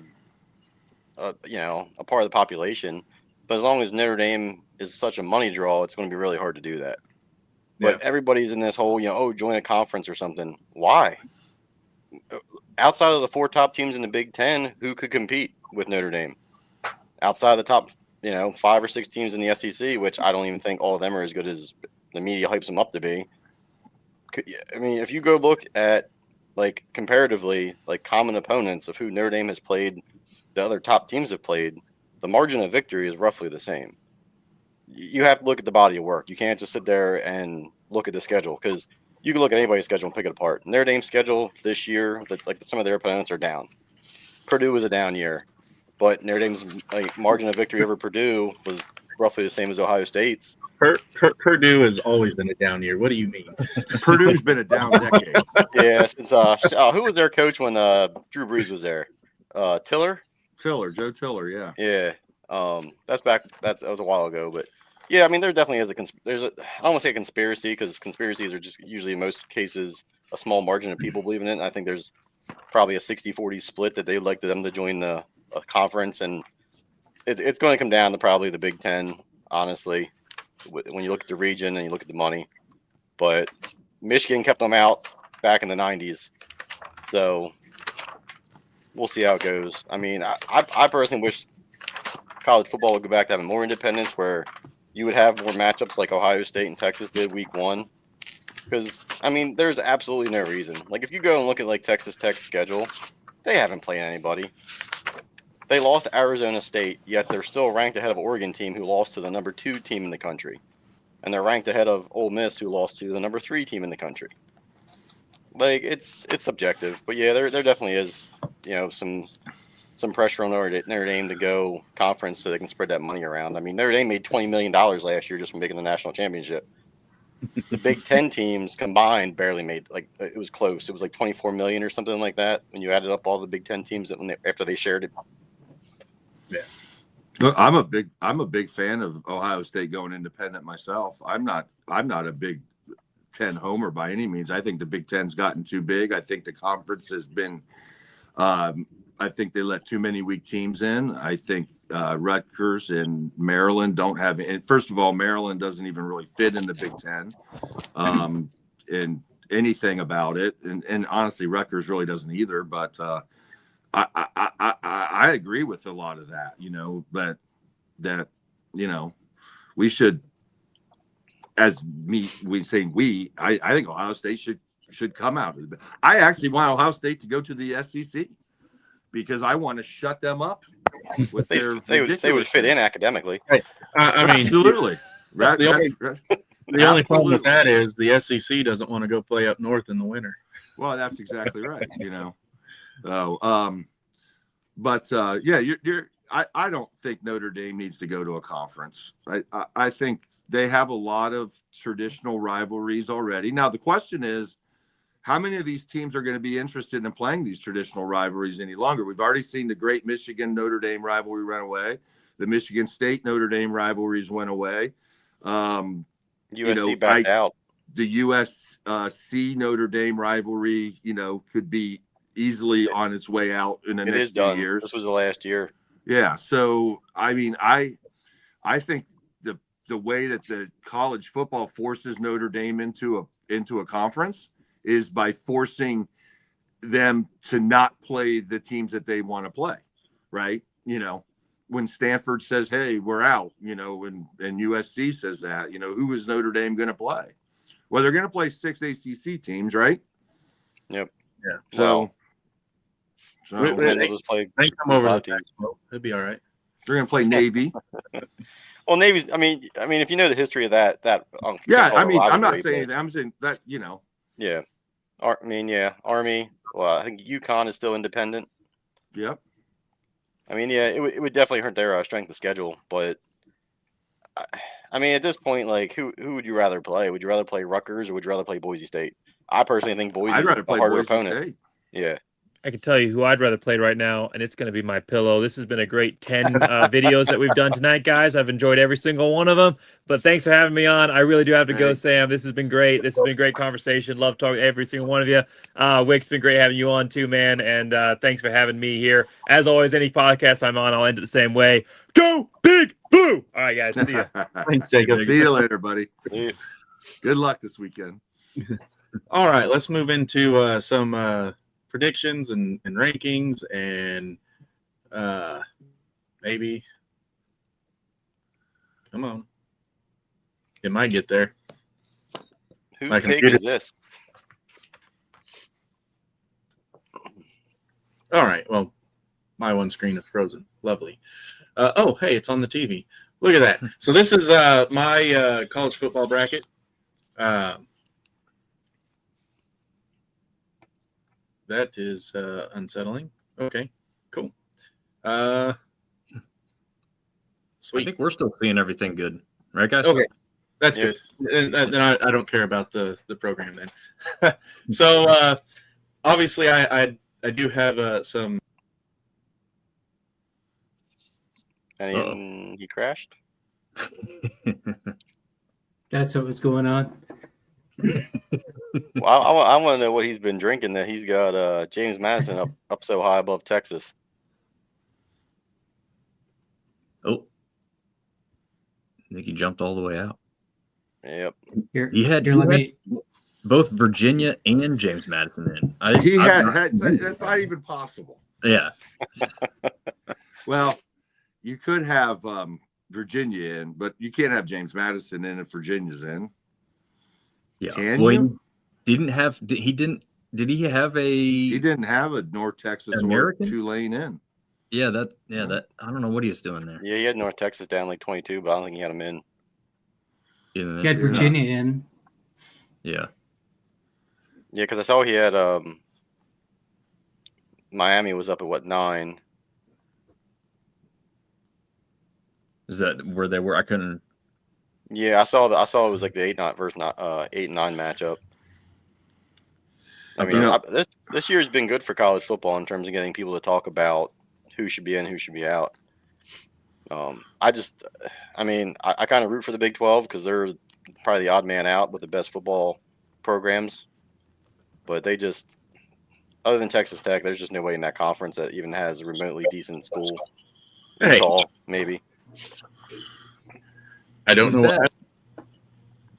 Where's your bracket at? We want to see your bracket again. Yeah. Whenever it kicked me out, it kicked all my stuff out. So let me Uh, get that. I have no clue what happened. I looked up and everything was gone. You That had, was you your had James announcement. Madison winning it all. Oh yeah. Yeah, your bracket was on coke, so it crashed out. You was that your announcement that you were hitting the transfer portal, Sam? All right. There we go. So Damn, you dog walk Texas A&M. you've lost your mind, Sam. I know. So that in this scenario, I actually think, because this is off of my Prove It Top 25 ranking. So James Madison actually is higher ranked than Virginia in my top 25. So that's why James Madison got the 11 seed, Virginia got the 12 seed, assuming Virginia wins against Duke. This is not a predictive what I think is going to happen. This is solely off of my top 25. So I got Indiana number 1, Ohio State number 2, Oregon number 3, and Texas Tech number 4. You got Notre Dame, Virginia on 12 and 5, Miami and Alabama on the 9-8 game, James Madison, Texas A&M on the 11-6 game, and then BYU and Georgia on the 10-7 game. Go ahead, let me hear your hate. Well, I don't know how you got James Madison in above the winner of the American. That's not going to happen. It's because I have James Madison is ranked 16, and then North Texas is ranked 21. And then I understand how you have it ranked. I'm just saying it's not going to be. Yeah. I will say this: Texas A&M has a history of losing to Sunbelt teams. So App State came away with the win down there 2 years ago. So I like the JMU Texas A&M matchup over some of the other ones. Like Todd said, the Oregon matchup would be tough for James Madison, but that one doesn't scare me. All right.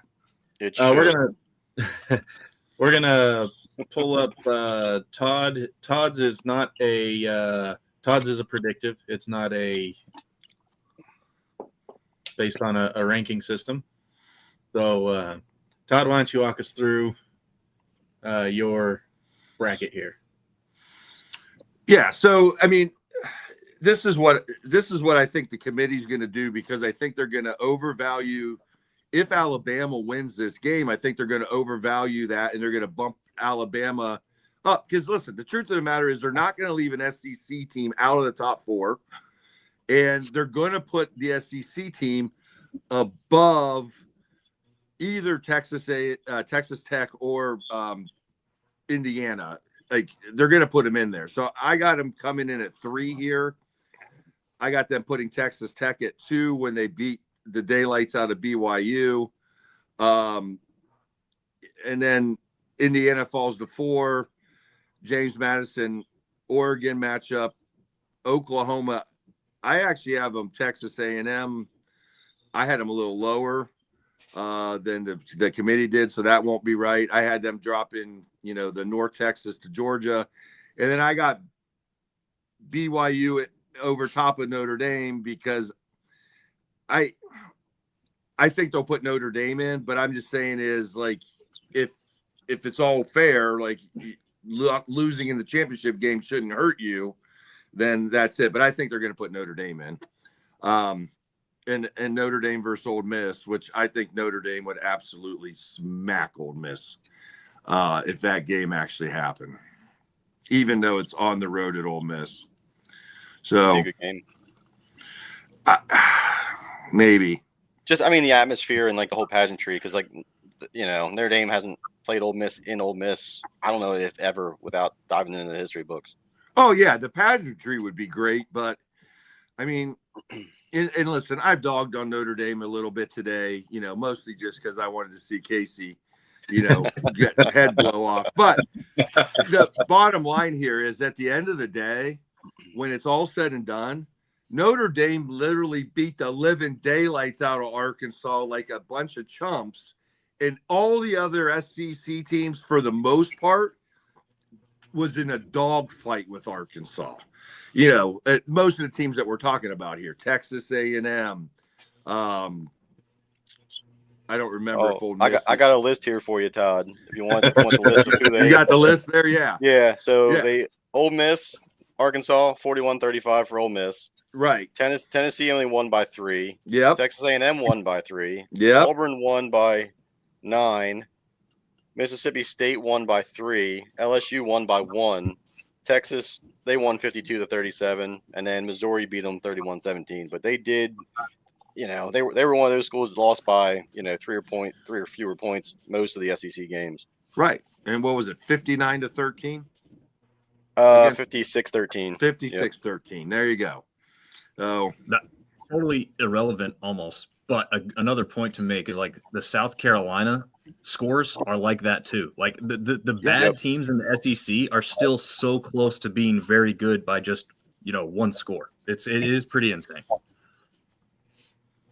Real quick question, Dominic. Pretty good in the SEC. But when they step out, South Carolina gets rolled by Clemson by 2 touchdowns, right? Did Lenore Sellers play that game? I know he played against Clemson. Nobody knows because nobody watched it. So here's the actual CFP rankings and the bracket for the CFP. And all I did was take whoever was ahead. There's no me trying to guess who's going to win or lose in this. So Texas Tech, the 4 seed, Ohio State, the 1 seed, Indiana, the 2 against Georgia as the 3 seed. That's assuming Georgia wins, obviously, assuming all the other teams win. This is strictly on this week's conference championship or CFP rankings.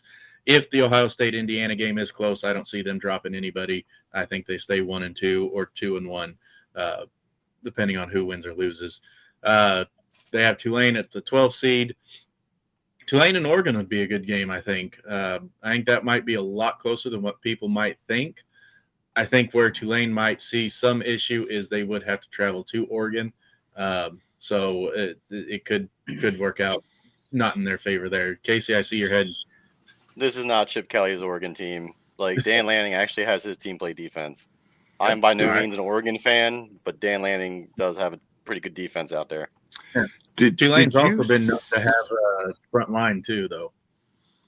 Did you see Tulane 3 weeks ago go to UTSA? They got Everybody loses it in San Antonio. yeah, but they don't get whooped on like UTSA whooped on them. I mean, Yeah. they The literally only had to bench Razliff because he sucked so bad in that game. He was Like, having he flashbacks came to back better. BYU. he came back a better person the next week.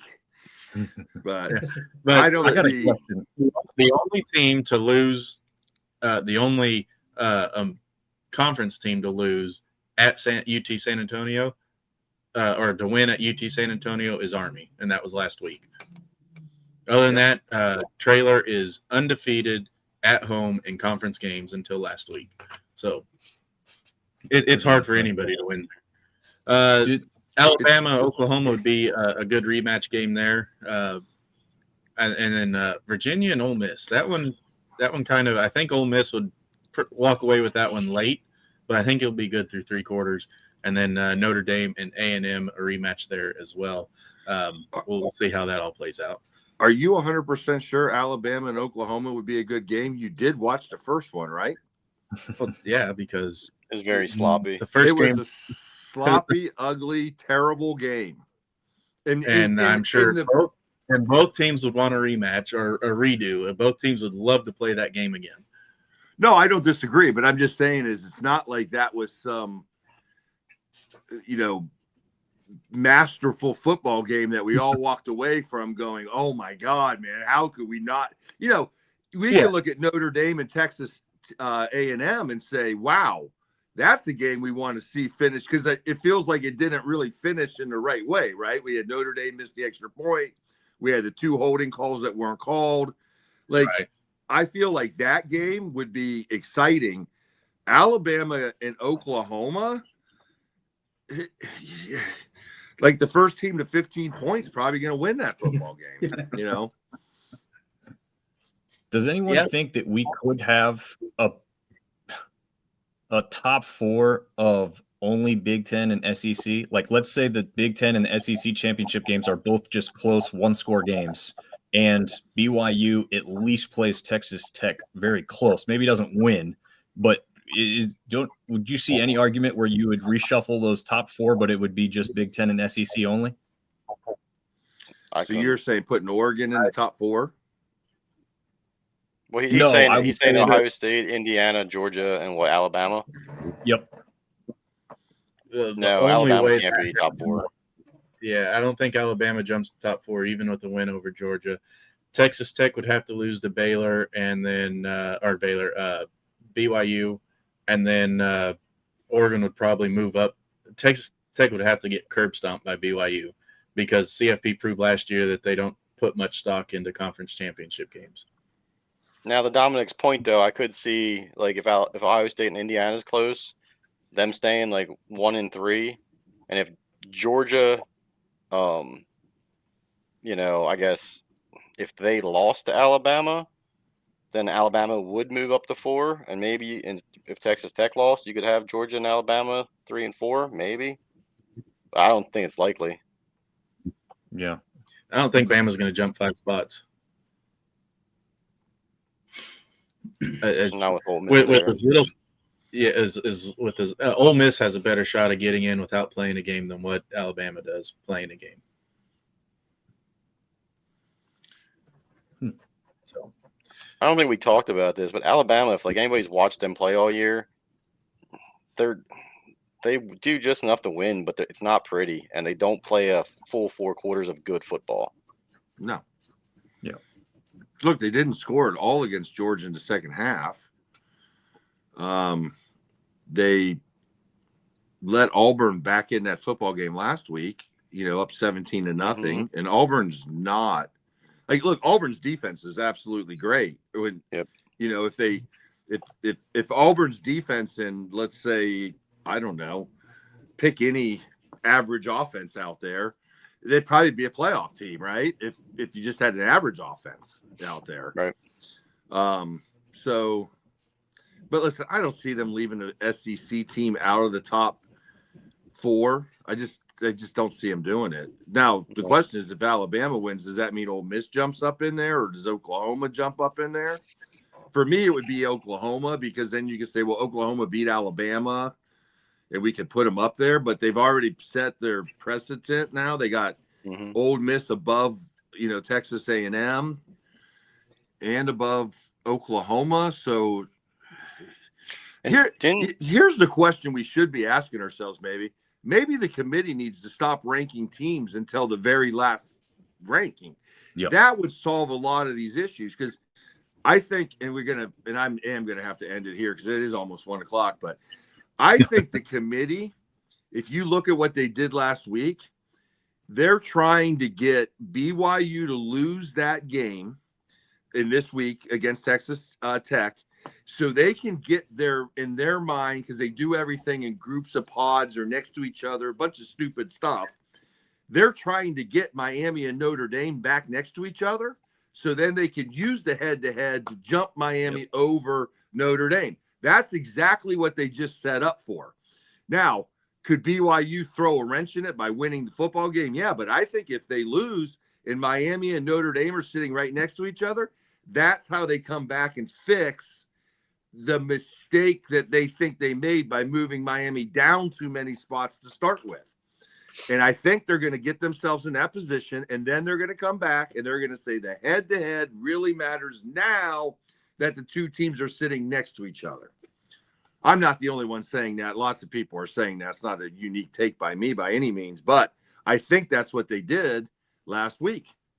Set it up that way. Yeah. No, I think you're right, but shouldn't Miami be more focused on Alabama than they should Notre Dame? Because if you look at like we'll call it quality of losses, Alabama lost to a really bad Florida State team.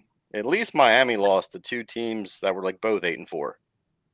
Yeah, and if we remember, much like Notre Dame didn't get the call at the end of the A&M game with the 2 holes, Miami got one of the worst calls of the season on 4th and 15 against SMU, where they literally blew the whistle. The guy hit the quarterback. They called it a roughing and gave him a first down. And anybody watching that game knows damn well that kid did not know that play was over at that time. He was unaware of that. He hit the quarterback and actually tried to hold him up from killing him. He could have literally crushed the kid Jennings into the ground, but he didn't. And Miami should have never lost that game. It should have been 4th, and it actually was a penalty on SMU. It should have been 4th and 15. Should have took it to 4th and 25. Instead, they got the 15-yard bullshit penalty, and they end up getting the win. So, I mean, yeah, it was a bad loss for Miami, but it was much like the Notre Dame loss. Like, that was not one holding call on that last play. There were 2 holding calls on that last play, and neither one of them got called. So, do you think that might be why they have kept Notre Dame in front of Miami, because they think Miami should have lost that game? They think Miami should have lost to Notre Dame. Yeah. Notre Dame should have won. Miami should have lost because Texas A&M. Never mind. I got my games mixed up. Just kidding. What I'm saying is it's not like Miami didn't go to SMU and get spanked here. They got kind of dog walked on the road by an official who, quite frankly, that was a terrible call. I mean, it was a terrible call at the end of that football game. Anybody with any self-respect would agree with that, right? Like, that was a terrible call, but it happened, and SMU ended up. But the end of the day is the game wasn't over because of that call. Miami could have made a stop and won that game still, but they didn't. Unlike Notre Dame, who there was no time left to come back after the bad call. Like, they were out of it. They were pretty much screwed. Because what was there, 5 or 6 seconds left when they got the ball back after that, play. So there you go. I mean, I just think the committee has got themselves and put themselves in such a bad position because they're ranking teams. And Sam and myself, when I do my rankings, what I did last week has no bearing on what I'm doing this week. Like, I watched a whole new week of football, right? So who I thought was the number 2 team last week, hell, they could drop down. I started dropping Oregon after I saw them play Penn State, because I'm like, look, I didn't think Penn State was very good after 3 weeks of the season, and I watched Oregon beat them, and then next week Indiana beats them. I was already dropping Oregon. But everybody else wasn't moving them because, hell, they won, they were winning. So yeah. I just think the committee probably should just hold off on the rankings until the end of the season. But it doesn't make for good TV. And it's all about TV ratings. It's all about turning on the TV at 8:00 on Tuesday to see who's going to do it. It's all about making these brackets, which make no sense because it's not the end of the season. So I just wish the committee would come back at the end and say, hey, how about the 5 of us be the committee? And we'll just give them the list at the end of the season. Here's your 12 teams or whatever, Boise State number 1, James Madison number 2, Ohio State number 10. There you go. There you go. Nick, where are you watching championship week from this week? Well, it starts out tomorrow. I'm going to be at the Iconic Blue here in Boise, Idaho. And then after that, Saturday, after some brief business with the Madsons, I'll probably be in a comfortable couch with some chips and dip and some beverages. Nice. You'll be one of the 3 people watching the ACC championship game Saturday night. And the other ones are on the screen. I got all 3 of them right here. Dominic, where are you at this week? You heading out to a championship game yourself? Yeah, I got to get to bed because I am going to be pulling an all-nighter and up and back, no hotel stay. So I'll be driving 4 hours to Harrisonburg, Virginia tomorrow, and then I'll be coming back tomorrow night or Saturday morning and then coaching an ice hockey game with my son. So I will be watching what I can of college football once I get back home if I'm not asleep. We appreciate you being on this show. It was a great show. A lot of back and forth, great stuff. Todd, where are you watching college football from championship? Well, probably on my couch because there's only be one game on at a time, and I'm surely not. Well, tomorrow night I'll be watching in the garage because we got 4 games on. But on Saturday I'll be watching, pretty much one game at a time on Saturday until we get Saturday night, and I'm not going to waste a lot of time watching Virginia and Duke. So I'll have my eyes clearly focused on how and Casey going to stop. Well, I will be watching Friday night. Saturday's going to be a little tricky. I'm going out hunting, so we'll see how that goes. But I am pulling for Boise State because at least if Boise State wins, at least that'll look good on Notre Dame's record to have the Mountain West champion on their resume. Yeah, that is a good point on that you made there, Casey. That will bolster the strength of schedule potentially. So, what would have really been nice for Notre Dame is if Navy could have got into the AAC championship too. Yeah, I think them losing Horvath actually really did hurt that chance there. But I mean, NC State was up and down like all Dave Dorn teams are. But yeah, I mean the Purdue and Arkansas being terrible didn't make it look any better. And Boston College was a fluke. I mean, Boston College has been a thorn in Notre Dame's side going all the way back to '93 when they beat them, knocked Notre Dame out of contention for the national title. So those games are always usually pretty close. Was that Foley, the quarterback, Tim Foley? In '93? Yeah, I think it was Foley was the Boston College quarterback then. You might be right on that one. I'm not even sure on. I try not to watch the game. Like I try to forget that game ever happened. Like the USD game with the Bush push. Mm-hmm. Well, you guys did grow the grass long. You had to push them in. But you are right. It was Glenn Foley. Yeah, Glenn Foley. Yeah, Glenn Foley. But yeah, I mean, how technically back then the Bush push was technically illegal. It should have been a flag. Yeah. But I mean, how often have we seen in the last 20 years like the officiating get worse and worse?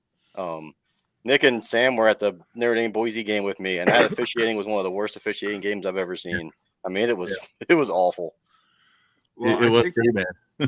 I On think one both sides. thing that would make the college football playoff better is if we eliminated the ACC and the SEC refs from being allowed to ref in these games. I do like the ACC replay, like how they I make it love all it. pretty transparent. Yeah. But their officials are absolutely terrible. But I kind of wish the NCAA would actually take over the officiating so that the conferences don't have their own officials, so it can't be biased. Right. They'll find a way. I'm sure they'll find a way. But fellas, it's been great tonight. I enjoyed every minute of it. It is getting up there in time, and gonna go ahead and end it here.